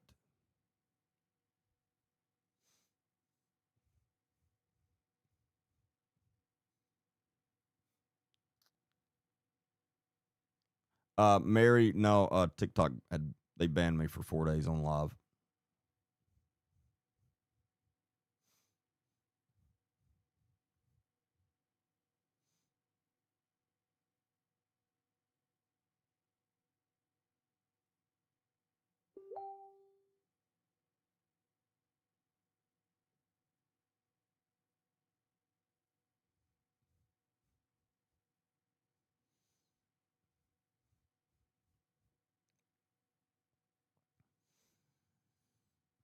I wish they would designate. I'm not going to say it like that. I know you wasn't thinking anything about that when you wrote the comment, but there was one place my mind immediately went when you said it like that. For these predators and liars that deceive young, vulnerable people. Yeah, no, I mean, again, you know my stance on child predators.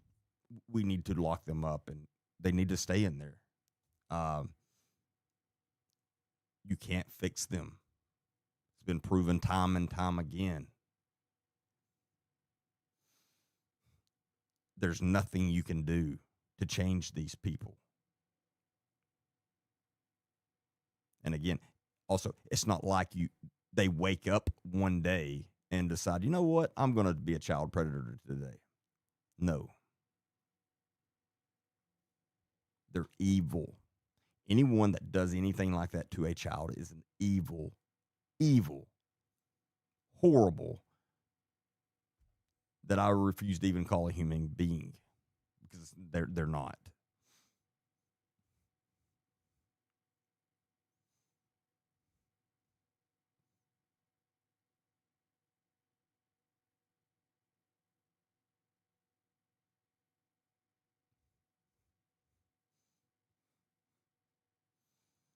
Someone has to do something. This has to stop, and this can be the beginning. Absolutely. And again, we're going to do everything we can. I'm going to bring as much awareness to this as possible, because you're exactly right. And obviously, this evil woman has brainwashed a lot of people. They're still attending. Children are still attending, with known predators still there.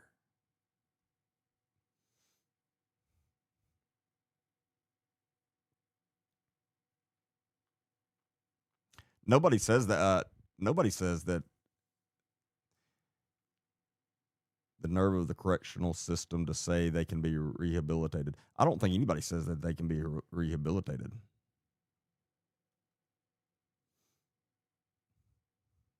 I've never seen that anyway myself.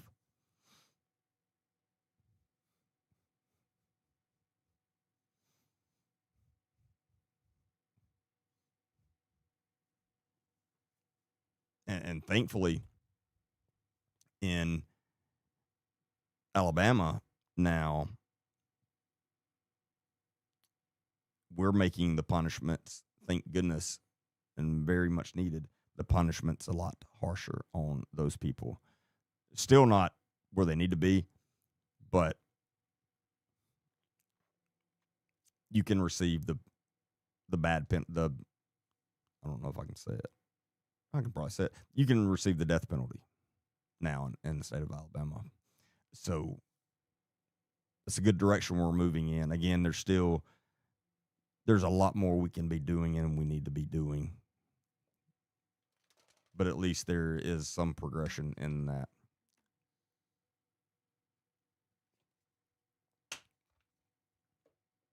I mean, the fact that Timothy Best Benton is still out right now shows you how screwed up our system can be. And that's all, but he's out right now, all because of a corrupt judge who is still in office.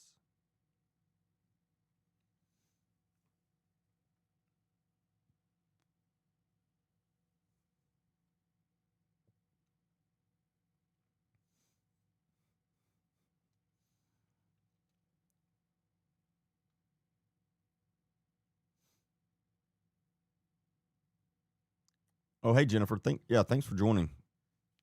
Yeah, I'm going to be checking your stuff out. Let me see.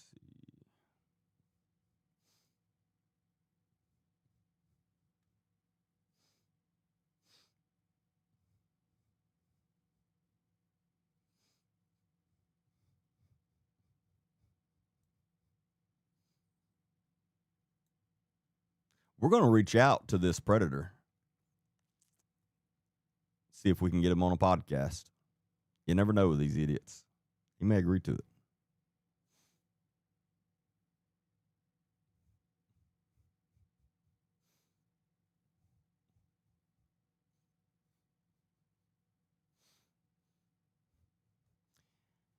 Yes, Kate. Can a Nye law apply to PDFs? Yeah, in certain situations, absolutely, it can.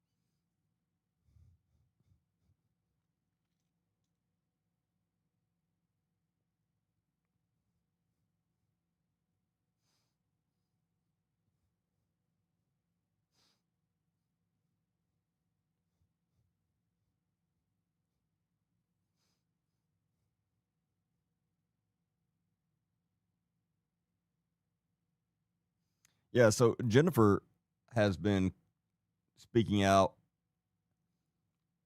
at least since I see a poster from 2024, at least since then, about how horrible and the things going on at this place.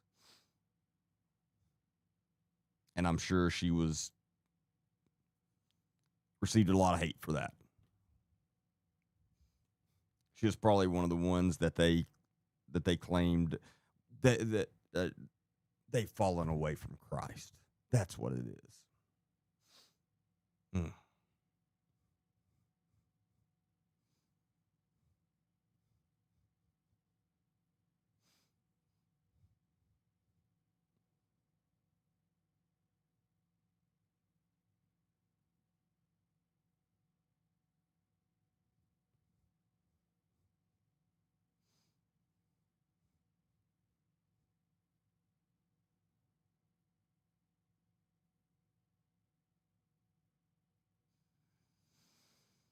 Mm.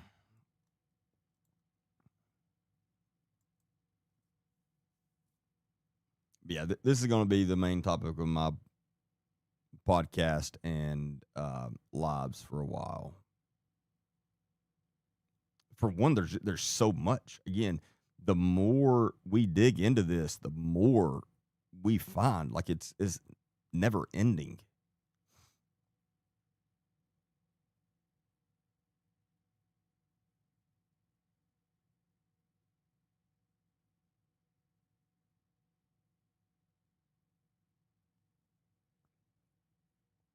I don't know how you Leos can keep your composure talking to these PDFs in an interview.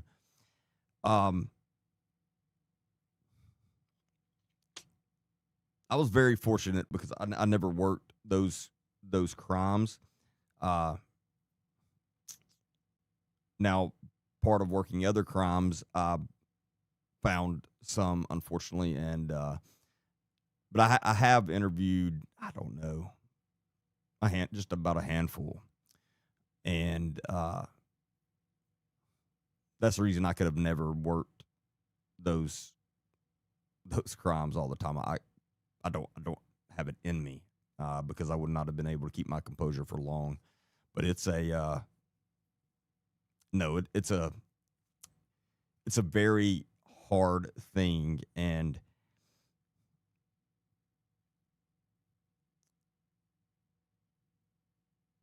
it's it's sick. You have to go to a different place in your head to be able to do it, because you have to build a rapport with them, and you have to get them to trust you. And so you have to have conversations with them that are just sick. But you're doing that because in the end you want them to go to prison for a very long time. And so that's what you got to do. But there's nothing fun about it at all. It's just, again, it's sick. And I have some friends that, have worked those for almost their entire career. And I tell them all the time, they're way stronger than me. It takes a special person to be able to work those. And the ones that do work them do not get enough recognition for what they do, because we need them. We have to have them. And so thankfully, they're all not like me and just say, no, I'm not handling that. Thankfully, there are people that are stronger out there that are good at that, and they're able to put all that aside and send these monsters to prison.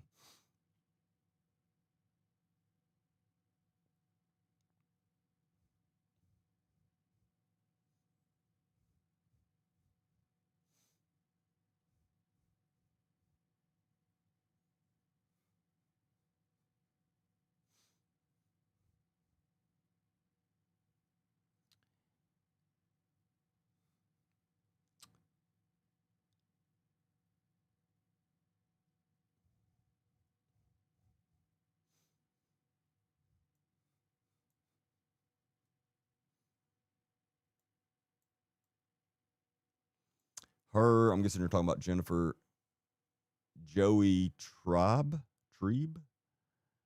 and Stephen Womack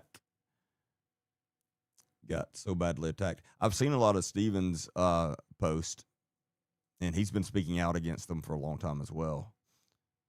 We're going to have we tried to reach out to that Stephen Womack yet, team? I can't remember if I've said that, but we're going to try to reach out to him and see if we can get him on the podcast. I don't have a clue. I don't know him, he may not want to, and that's completely fine. But we're going to try to reach out to him and see.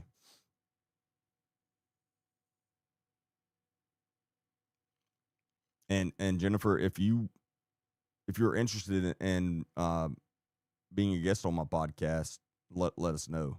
And again, I completely understand if anyone doesn't want to. That's completely fine. Like I'm not trying. I don't want you to feel like I'm ever trying to pressure anyone into that at all. So again, only if you're interested, please reach out to us, and we'll make it happen.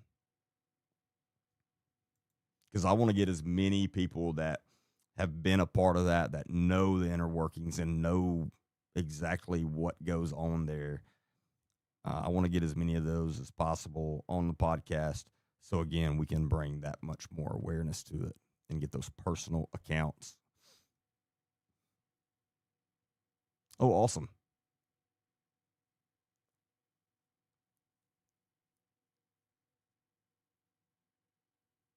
All right, my booking person is not on tonight. She had something come up, but I will, if you don't mind, Jennifer, send me a message, and then we'll get the time and worked out and stuff.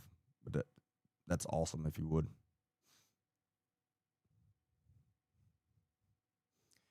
What is so concerning to me is Samuel Bentley was so close to Karen Wheaton for over 20 years, and supposedly she never saw this coming. Nah, that's bullshit. It's just very hard to believe that she just found out about this supposedly a few weeks ago. But people are saying that her ministry should not go down because of one man's wrongdoings. Yeah, I saw somebody made a video saying something like that. And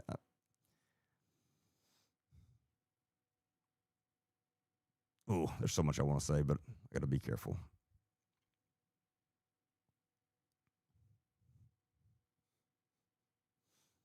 But yeah, people are saying that her ministry should not go down because of one man's wrongdoings.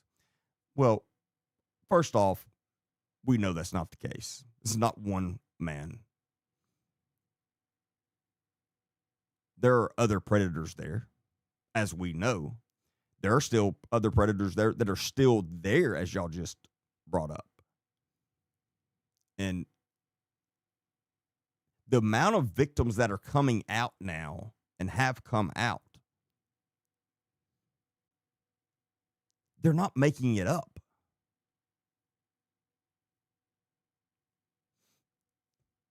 Obviously, at least 2 of Samuel's victims are not making it up because he admitted to it. And that's all he admitted to. That's not his only 2 victims. Here's how these monsters work. When they do it and then they get away with it, it's not like they go, okay, I got away with it that time, I'm not going to chance it anymore. No, that gives them more. No, that's not the word. That makes them want to do it even more. That gives them more confidence in, hey, I'm good. I can do this and get away with it. And they continuously are having new victims. And what's even worse is when they do it and they're caught, but then it's hid under a rug. Well, then that gives them all the power in the world, because then they feel like they are free. And unfortunately, at those times they can do whatever the hell they want to as many people as they want, and nobody's going to do anything.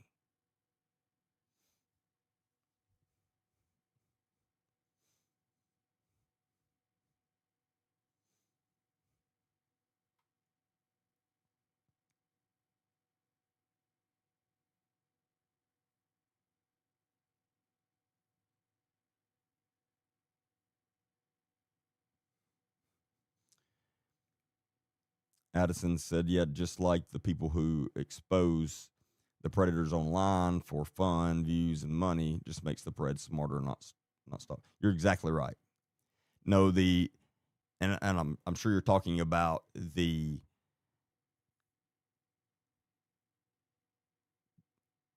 groups that track them down and then like beat them on camera. Hey, I understand it's not Christian like at all, but I enjoy watching a predator get beat down like that. I do. It's very enjoyable to me, but that's not what we need to do, because they're going to continue to get more victims. You need to get the authorities involved so they can work a proper investigation on them so they can send them to prison, where they can't have more victims, where they become the victim.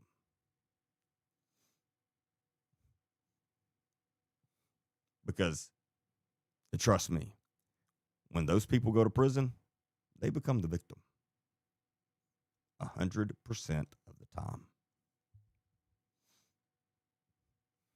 Contrary to what Brittany Stapleton says about her husband. Oh, he's fine in there. Nobody's bothering him. They like him. You can take that lie somewhere else.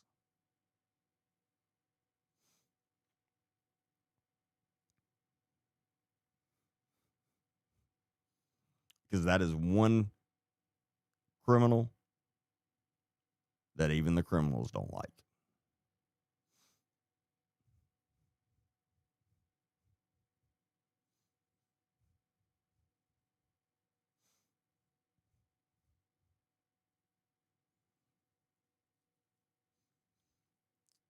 Only got halfway through her comment. So back to, because Melissa was talking about the people that are saying that the entire ministry should not go down because of one man's wrongdoings. And then she said, I just do not agree with that. If she cannot properly lead her ministry and do a better job of vetting the people that she chooses to be over these kids, and she has no business ever being in ministry ever again. And you are exactly right. And who else does that sound like? Because as soon as I read that sentence, you know what name immediately popped into my head. Walker County, Alabama Sheriff Nick Smith. Because that's exactly what his supporters say. No, if you're the leader, you are responsible for what happens. And if you're the leader and one thing happens and you fix it right then, you take all the correct steps and you fix it, then you're a good leader. But when you have these same problems happening over and over and over again, you're a terrible leader. Horrible.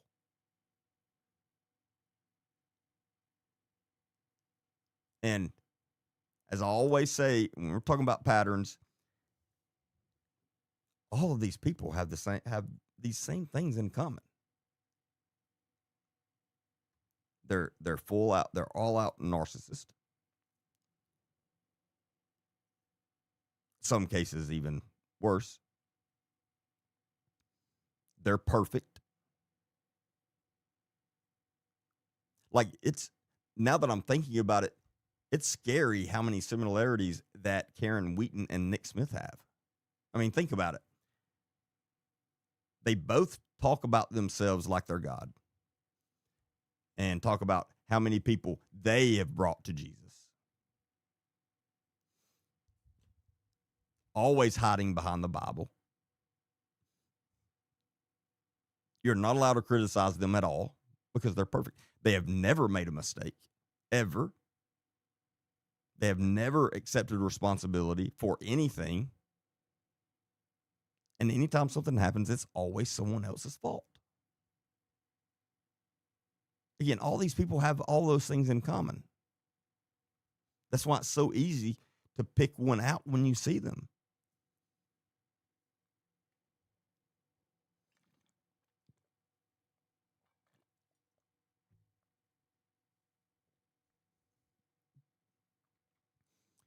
Wheaton, who was discovered by PTL founder Jim Baker and appeared as a singer on the PTL platform network at 17 in the late 70s. What's the PTL? I feel like I should know what it is, but I'm not sure.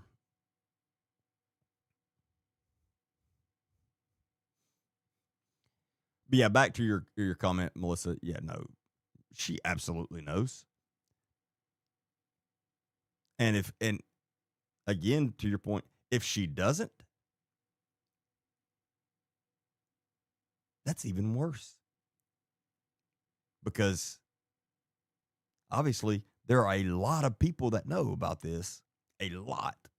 And if somehow she didn't know about it, it's just as bad as if she did and did nothing. And again, that's the same point I make about Nick Smith, which I don't believe for a second neither one of them knew about what was going on. But let's just say they didn't. Well, then that's no better.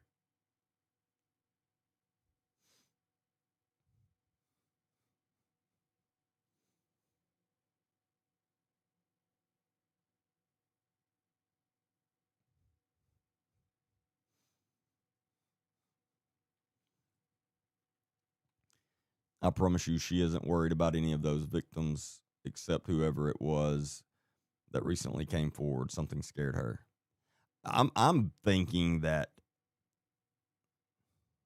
and again, I don't know, this is speculation on my part, but I'm thinking that with these with these two victims of Samuel, that at least one of them that got to somebody that is in power or somebody, and when it got to that person, she knew, okay, we can't hide this anymore. And so then she went to Samuel and said, no, you're going to go and you're going to admit to this and you're going to admit to another one. So we can put all this on you, and that saves the ministry. I guarantee you that's the conversation they had in some form. I guarantee you it is.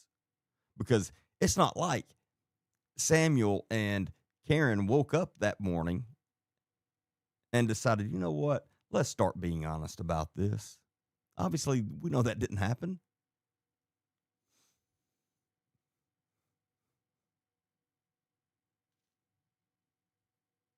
But yeah, you're exactly right, Isha.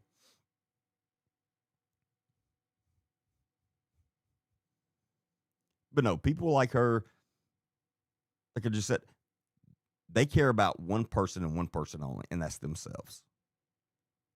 And their reputation is everything to them.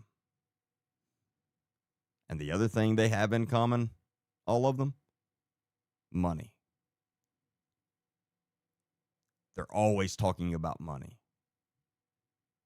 It's the main topic of almost every conversation they have. It always comes back to money.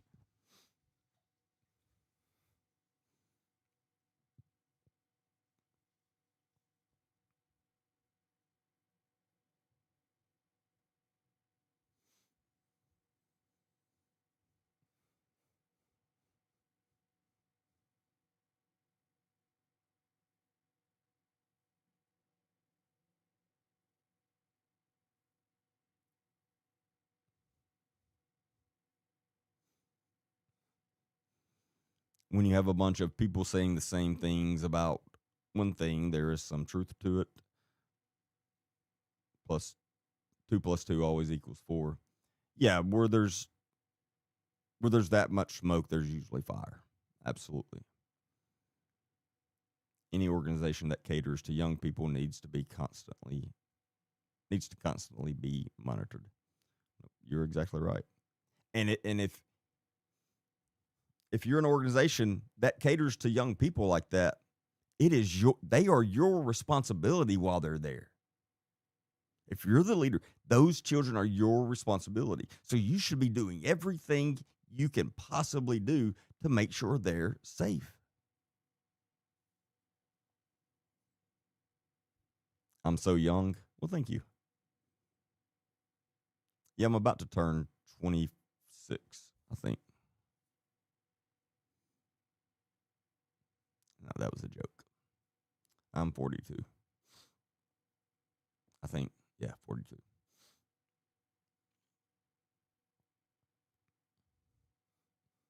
It's apparently someone that she knows her money can't make them go away. And they overrode her and went to the law. Yeah, and that's what I'm saying. I don't know who it was. I think there's a decent possibility we find out at some point. But right now I don't. But I'm telling you that's what happened. Again, it's not like she woke up one day and decided she was going to start doing the right thing. And like I said, I think I've said this before on another live. She reminds me, she's exactly like those freaking horrible excuses for parents that when their child becomes a victim of a family member or close friend and they tell their parents, and their parents say, well, we're just going to keep this between us because that would embarrass our family and our family's name, and we're just going to keep this between us. It's exactly how she is, because they cared about their reputation more than they do their own children. And I can't even fathom being like that. If you mess with one of my children, there is nothing going to be stand in between you and me. Nothing. There is no doubt about that.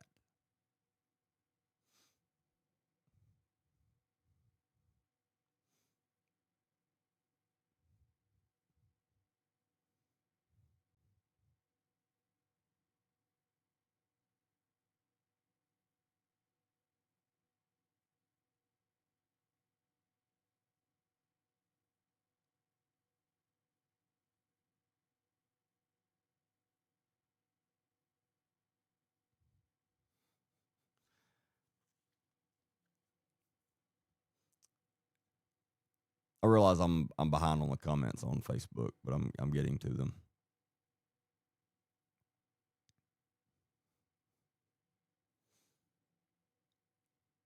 Kimberly said, but her ministry shouldn't go down because of one guy, because there were many. And hopefully they are all exposed and that place will be shut down. I'm not going to stop speaking out about them until it's shut down. I'll tell you that.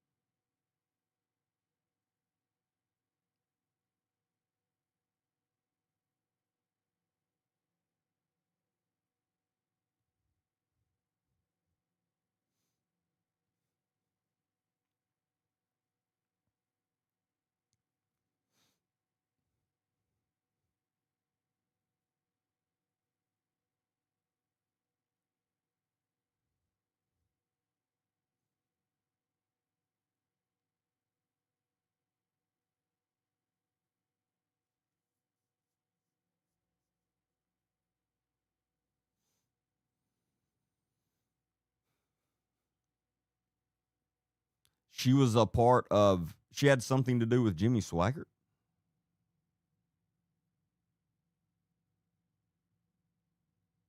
Oh, you can't make this up. Wow. This is what I'm talking about. The more you dig, the more crazier this gets. Wow, that's Jesus.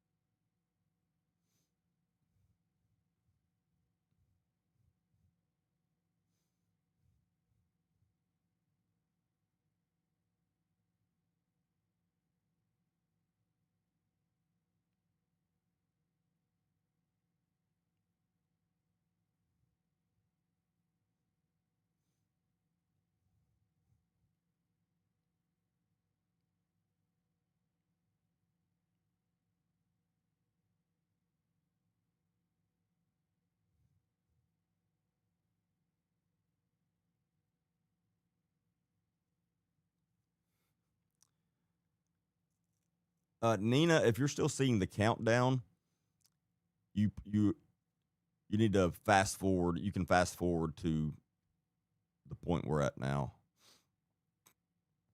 And I just realized that you're not going to be able to hear me if you're still doing that. So never mind. Wow, I feel very dumb now.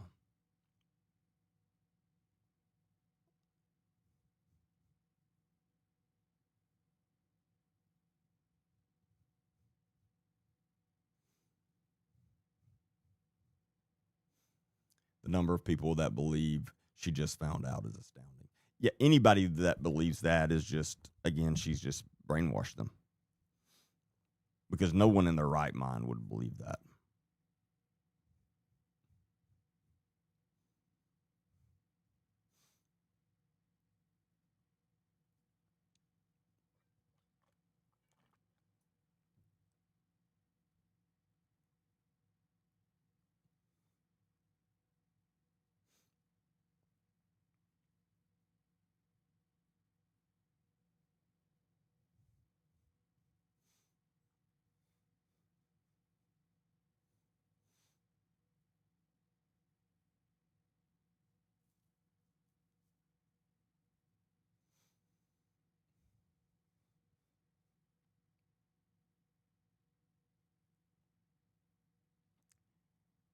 She used her own daughter's story to make millions. She even wrote a book about it. Bases her entire Front Porch Friends ministry on her daughter leaving and coming back.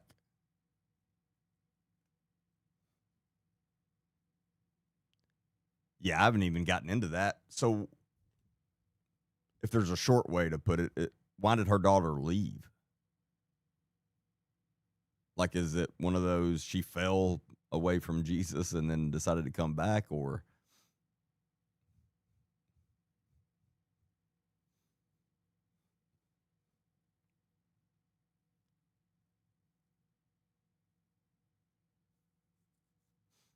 when it comes to my children, I recommend finding something safe to do.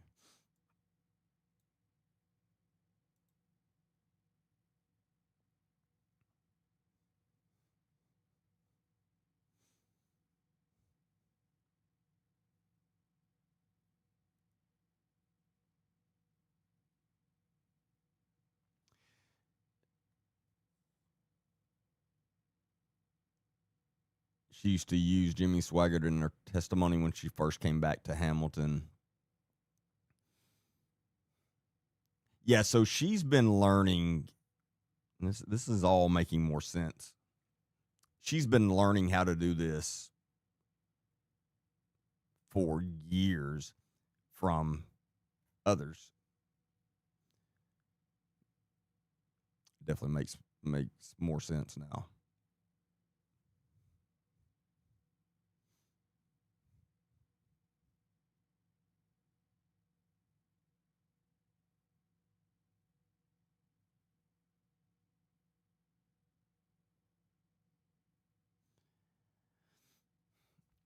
Yeah. So Melissa's talking about the daughter. She supposedly left the, every time somebody comments it loses it. She supposedly left the ministry for a few years, left her husband Casey, who was the pastor at Ramp. Honestly, I think her daughter was just tired of it all, the control. I'm sure that's what it was. Now, is this a different daughter than the one that's married to Samuel? I'm guessing.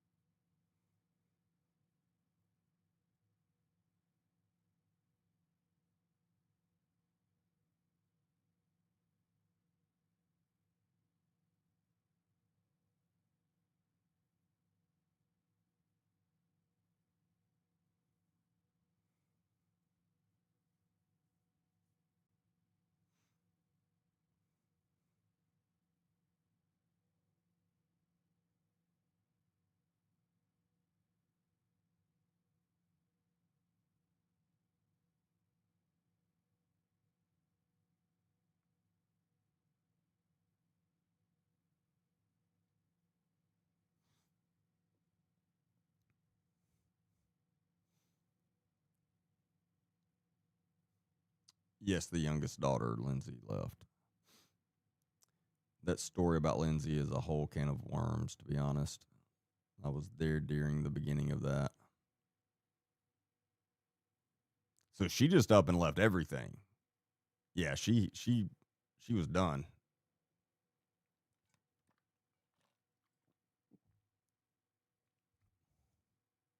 I foresee cease and desist letters in our future. Yeah, we get them all the time. They send me one, I'll do exactly like I do the other ones. We'll pull it up on the live and make fun of it.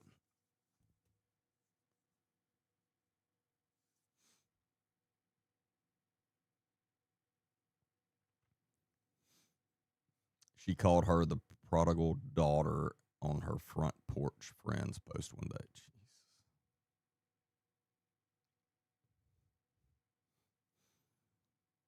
Dang, there's a lot of branches to this tree. Yeah, yeah, no, and that's what I'm saying, Monica. Like, I'll spend hours researching it myself, and then 3 minutes on a live, and somebody brings up something I had no clue about. I mean, there's just so much.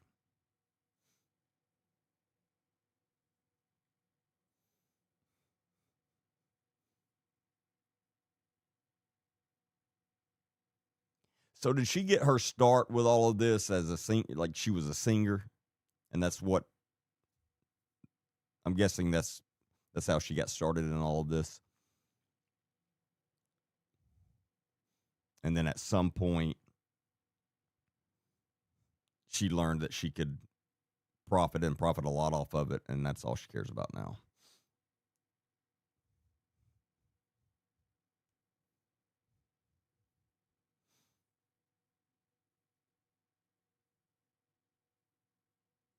She joined Jim Baker in 1978, right after she graduated high school.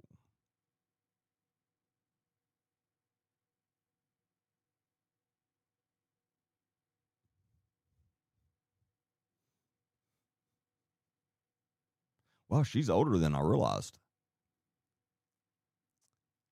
She graduated high school in 78. How old is she?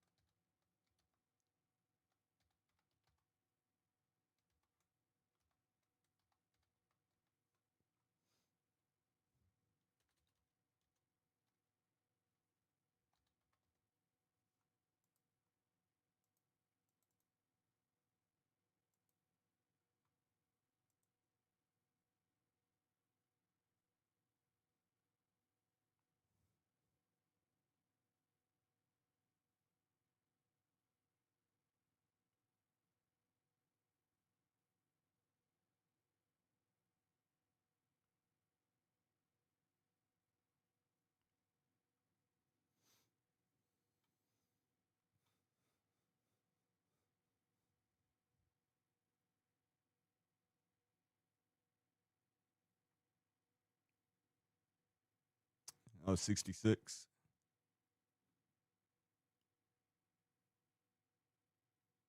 Yeah, I thought she was maybe 60 at the oldest. Well, no, I probably didn't even think she was that old.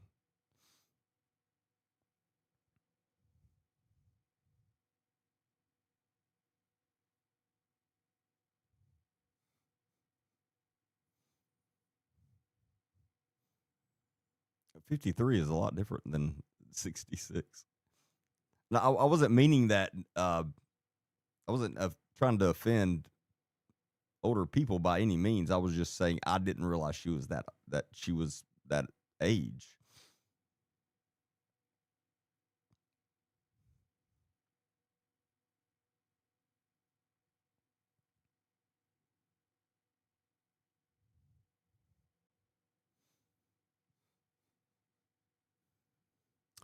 Oh yeah, so she's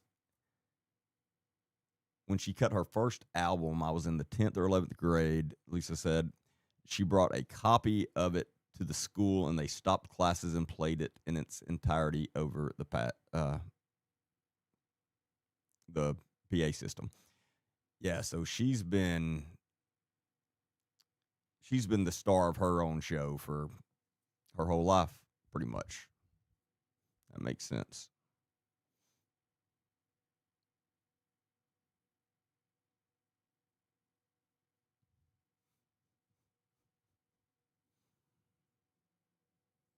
Yeah, I mean, I'm about to be 43, so I'm not. What's up, Christy?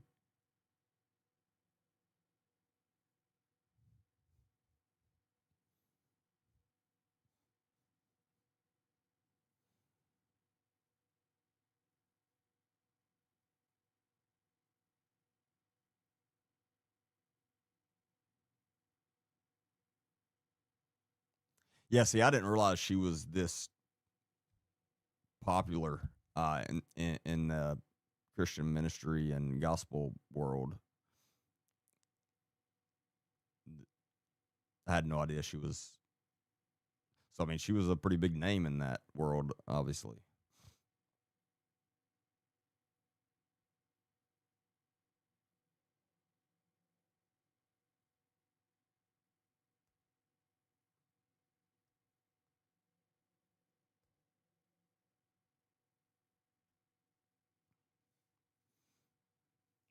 No, no, you're good, Lowingo. Yeah, any of my team, if you're tired, feel free to jump off. I don't expect y'all to stay up half the night.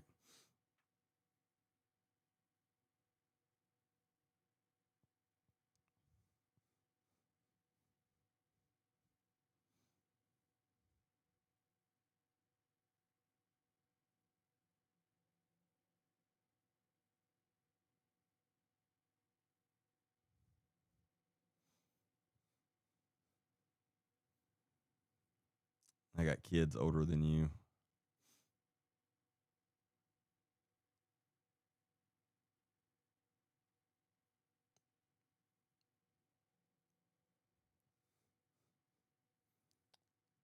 You're still young, Debbie.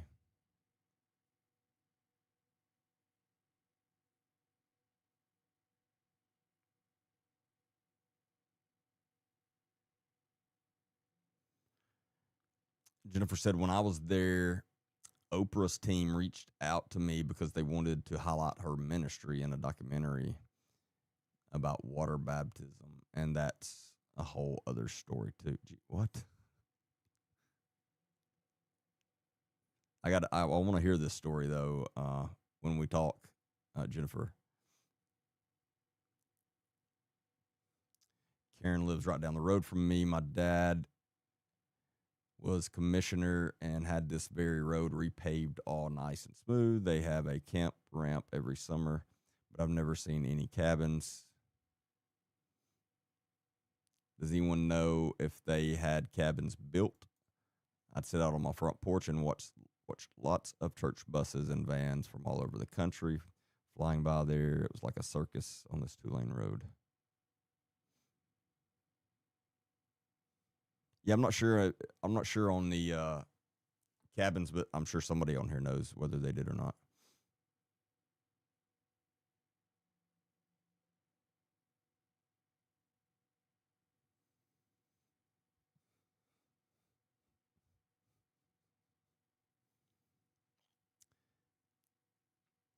The people of Hamilton are not what's keeping the ramp alive. It's the outsiders. It will be way harder to open their eyes. Well, I mean, there are still a lot of people in Hamilton that are under her spell because I see them online. But I understand what you're saying too, and that makes sense.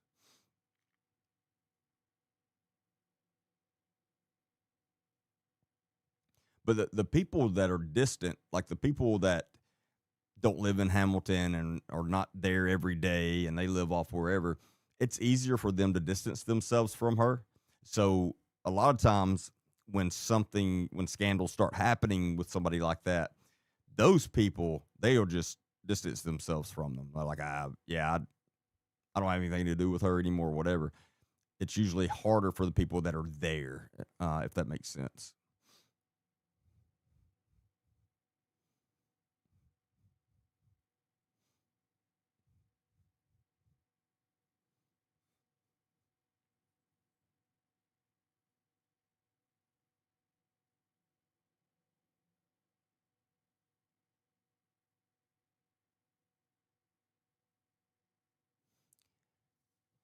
Oh, that's right. So, Melissa, the camp ramp is what we were talking about the other day. Then that's the one that she's been begging for money for since what, like 2008. So that's the cabins that she was talking about. Yeah. So yeah, none of that ever got built. Her records were in every Bible bookstore back in the day. That's why this is really shocking. Sad, really.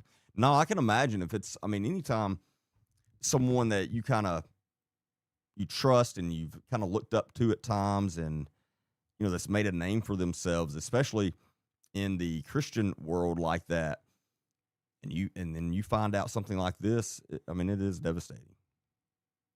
There was I've talked about this a few times, but there was a pastor out of, I think, Arkansas, that I used to follow online, and I came across him one day, like on YouTube or something, and I was like, oh, I like this guy, and I would listen to every one of his services, like it.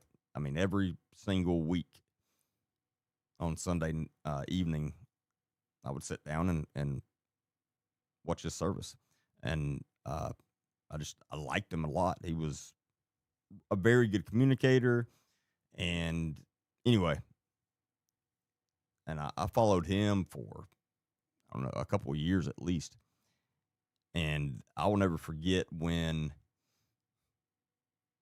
all of a sudden I turn it on there one day and he's not up there, and you could tell something was going on. And anyway, he had done some things that he should not have done. I mean, some pretty alarming things for a pastor, for sure. And so he was done. And it was, I mean, it was devastating to me because I trusted the guy so much, and I had, like I said, I looked up to him in a way, and I was just like, you got to be kidding me.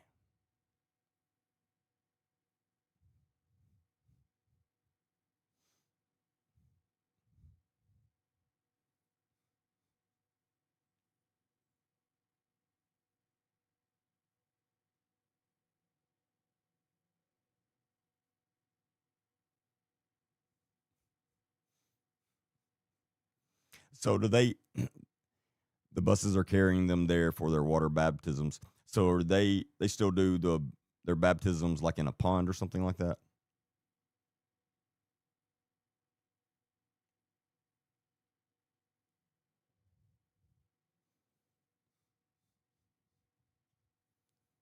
This is, very, yes, you're exactly right, Nancy.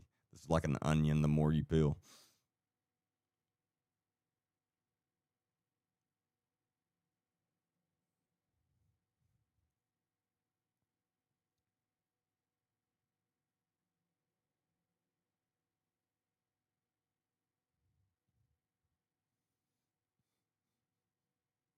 she don't even say camp ramp anymore.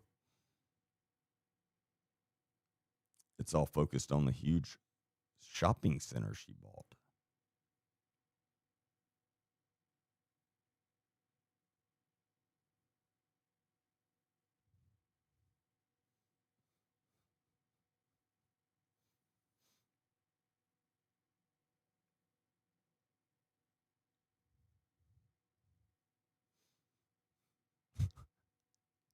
I just read your comment at Isha or Esha. I don't know why I said that like that. That is pretty funny. And a creek, yeah.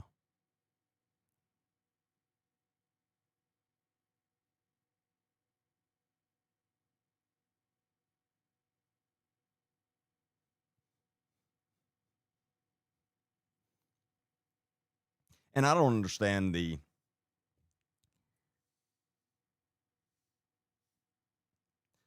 and there's still quite a few, especially smaller country churches that still do their baptisms in like ponds and creeks and stuff and lakes. I don't understand that. I mean, why you'd go get in that water and do that instead of just in clean fresh water in a tub or something like some have, like the big bathtubs or whatever. It's like I don't think it matters. Like I don't think if you get baptized in one of the big tubs that they have, that means no, you're not really baptized. Like,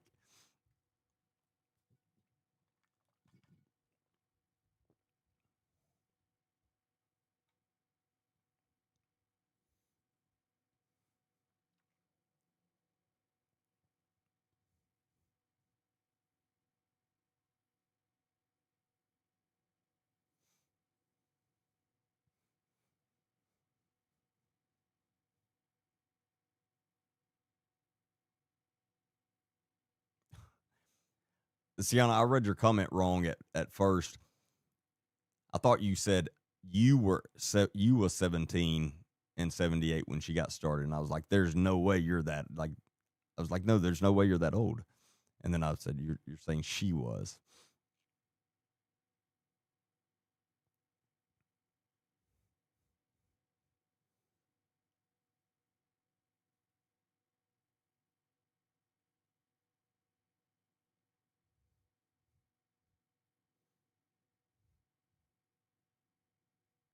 Hey, good night, Gloria. I thank you for all your work. I really do appreciate it. Hope you have a good night and a good weekend.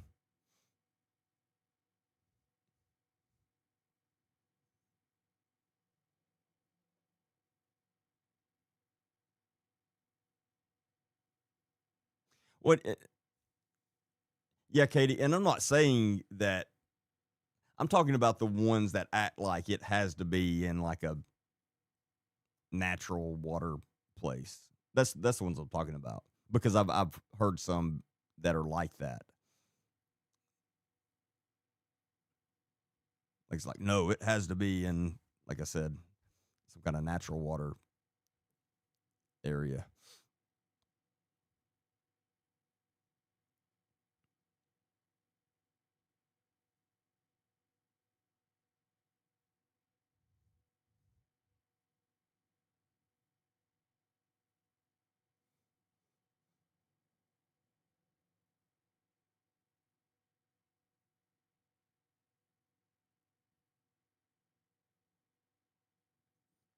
But I have pictures of my grandparents when they were baptized.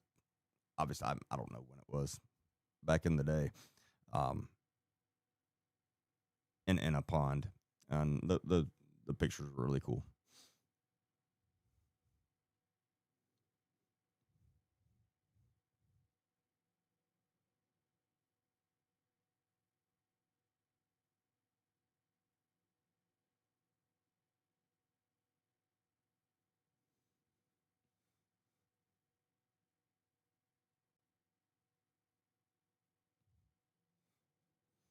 It teaches us to remember to stay humbled ourselves when we publicly see others being taken down by their own actions.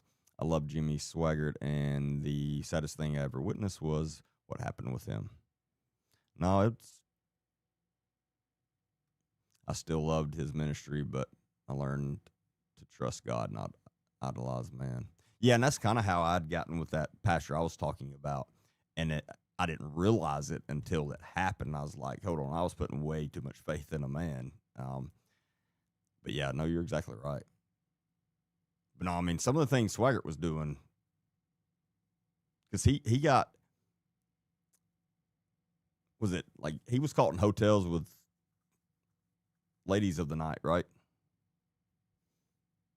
That was one of the things he was caught doing anyway, I think.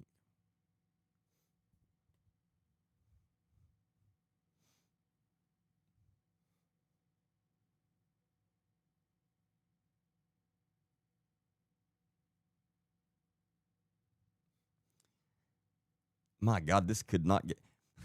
So it's an understatement saying the digger we deep, the bigger this gets. Jennifer said, once again, that's a whole mess. We had to report her to the environmental people in Alabama.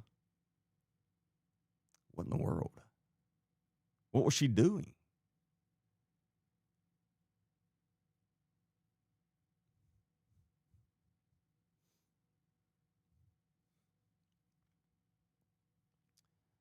No, unfortunately, Elizabeth, they banned me for 4 days from live for selling dangerous goods, even though I wasn't selling anything and had not even came up on my camera yet. No, some haters all reported my page for that same thing because they knew that's what would get that it would happen. Fortunately, it's part of it. But I should be able to be live again by Monday night back on there. She bought most of our buildings and shut down our movie theater. The locals have nothing to do here. We have a drug problem here with our youth. There are a few churches that try to help those who are dealing with addiction. We also need something for our local families to go and enjoy no matter what they believe in. Skating rink, bowling alley, theater. Yeah, you need something. And I've not been to Hamilton in a couple years at least. And that was just like driving through there. So I don't know what is there, but I didn't figure there was much. That's for sure.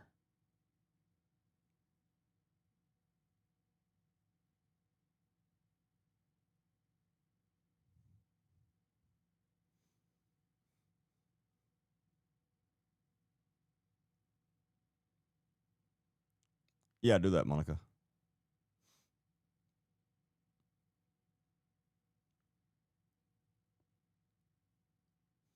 I didn't know there was a dam right behind her house. I think I read the dam that broke and contaminated the entire city of Hamilton was on private property somewhere between Hamilton and Hackleburg. I'm not saying it is, just a thought.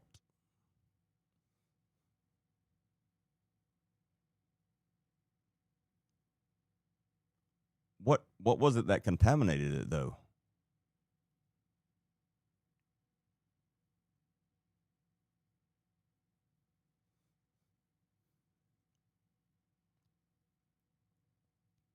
She was dumping sand? It's not contaminating. Like what? Got to be more to it than that.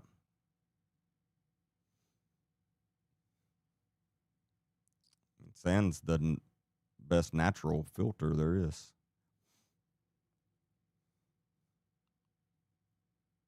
Oh, okay, I see.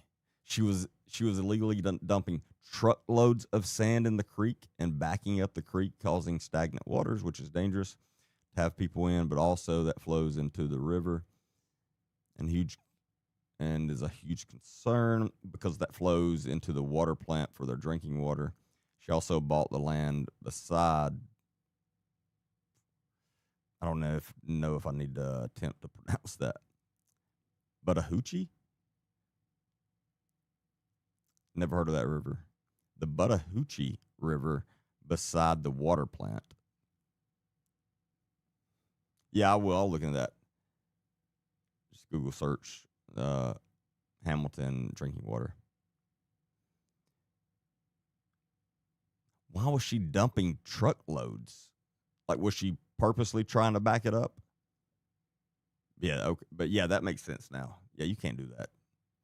You can't back up an entire creek and create your own dam like that.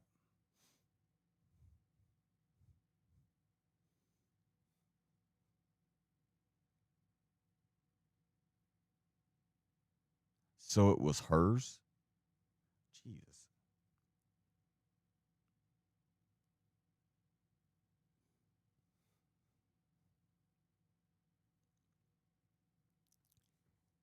Is that really the name of this river y'all talking about? Buttahoochee? I've never heard of that river.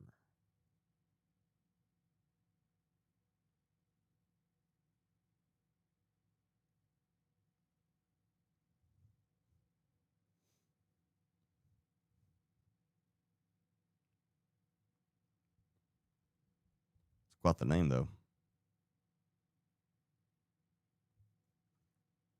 Hey, good night, Katie.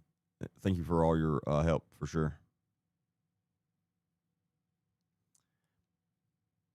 Pronounced, uh, but a hatchie.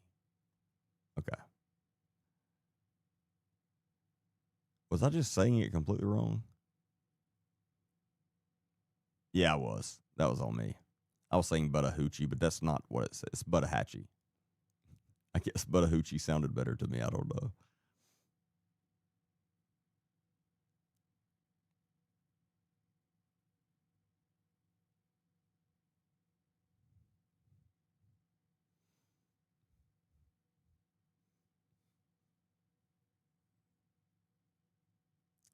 We were under a state of emergency, and guess who was at the fire station handing out water? The ramp students. Yeah, it figures.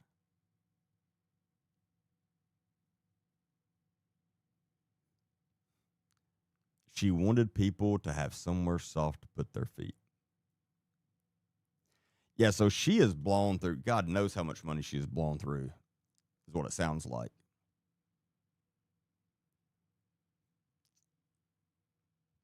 So that's where a lot of her money is gone, is just her just blowing through it.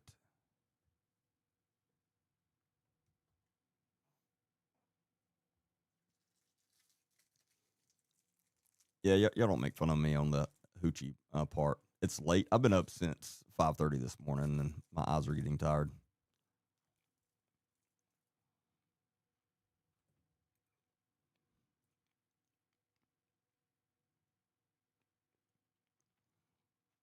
From now on, though, I'm calling it Buttahoochie because it sounds better.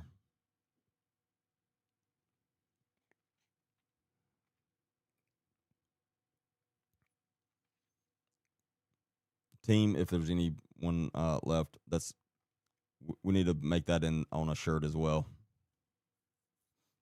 Buttahoochie.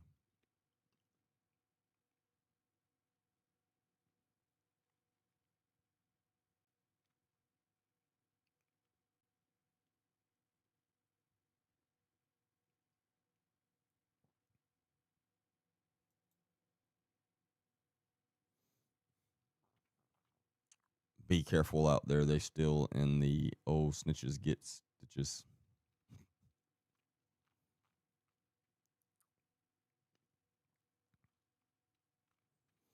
I think all the people that I call out and I've called out, this is probably the least worried I am.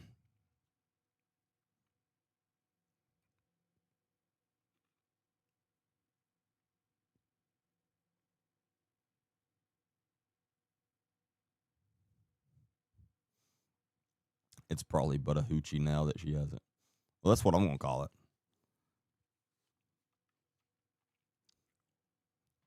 From now on, she's going to be known as Karen Wheaton, a.k.a. the owner of the Buttahoochie.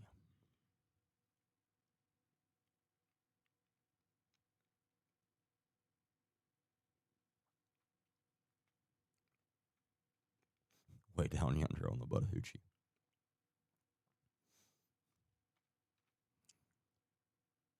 And she does private flights to England. Yeah, that's not cheap. My goodness. Yeah, she blows. Yep. She loves money. Like, loves it. For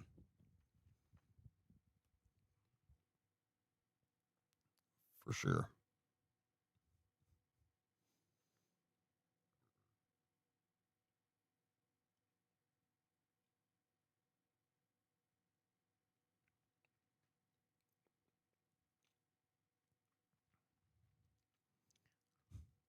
Should definitely be on your shirt. What were the shirts everybody's wanting the other night? Oh, Baker's Minions or something like that. I have a shirt. It says Baker's Minions. You can meet us. You can come hang out with us on the Buttahoochie. Front porch Buttahoochies. Oh, I like that.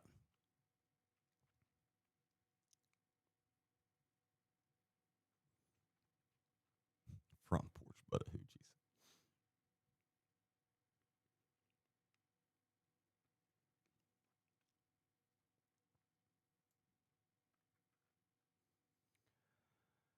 All right, but yeah, I got to go.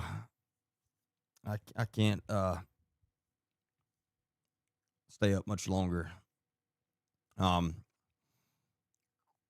appreciate each and every one of you for being on here, and I really mean that. It means a lot to me. I appreciate all of your support. Again, I ask you to watch my videos, listen to my podcast, like them, repost, share, and then also if you could comment on them. Those things help a lot, especially the things that we need to bring a lot more awareness to, such as this. And I'm going to be putting out my first podcast on this probably Monday, maybe Tuesday. And then, like I said, we're looking to get as many people that's been involved with the ramp, anything to do with it, on the guests on the podcast. We've got, like Jennifer said, she was willing to do that, and so hopefully we'll get her on. And then, like I said, there's more that we're reaching out to, because I want to just dig into this, and the more we do, the more awareness we can bring to it. But I really appreciate it. And I know I've been talking about Patreon for like months now, it seems like. It is coming out very, very soon. Every time I've got planned to put a lot of time into it to get it on out, something comes up. But I'm working on that. And so I'm looking forward to that coming out. And for all of you that is normally on TikTok that came over to YouTube tonight, I really appreciate that. And again, we should hopefully be good back on TikTok for Monday night. But I will see y'all all Monday. Yeah. Monday night at 8 p.m. Central. And again, I should be on TikTok, YouTube, and Facebook then. If you've not watched the Chris Hansen podcast, when I was a guest on his podcast that came out this week, make sure you go check that out. It's about Brittany Stapleton, or the Stapletons, both of them. And you can find that on his podcast, which is Have a Seat with Chris Hansen. It's on YouTube, on his YouTube channel, under Chris Hansen. And you can also find it on Spotify, Apple Podcast, anywhere you get your podcast. On that same note, I do full podcast as well. You can find all of those full episodes on Apple Podcasts, Spotify, YouTube, and Rumble. If you're not subscribing to me on YouTube, I would ask that you please do that. I'm trying to build that up, and that helps a lot. But please go subscribe to me on there. And again, that's also the place where you can watch my full podcast episodes. And I'm about to start putting out a lot more of those, because I've been backed up with other stuff recently, and I've not been doing many full podcasts, but I'm about to get back on that. And again, start having some guests as well. And on the merch, in all seriousness, we are getting that out very, very soon, hopefully sooner than later. And I'll obviously let y'all know when that comes out. But have a great rest of your Friday night or Saturday morning, I guess. Have a good weekend and safe weekend. And if there's anything I can do for any of you, don't hesitate to message me. And if I can help you, I will. If I can, I'll tell you I can't. If you have any information on any stories, whether it's some I'm covering or some you'd like for me to look into and cover, message me. You can either message me or if you have info or interested in being a guest on the podcast, you can either message me on Facebook or email at agentdbaker315@gmail.com. That's agentdbaker315@gmail.com. And I think that's about it. So y'all have a great weekend.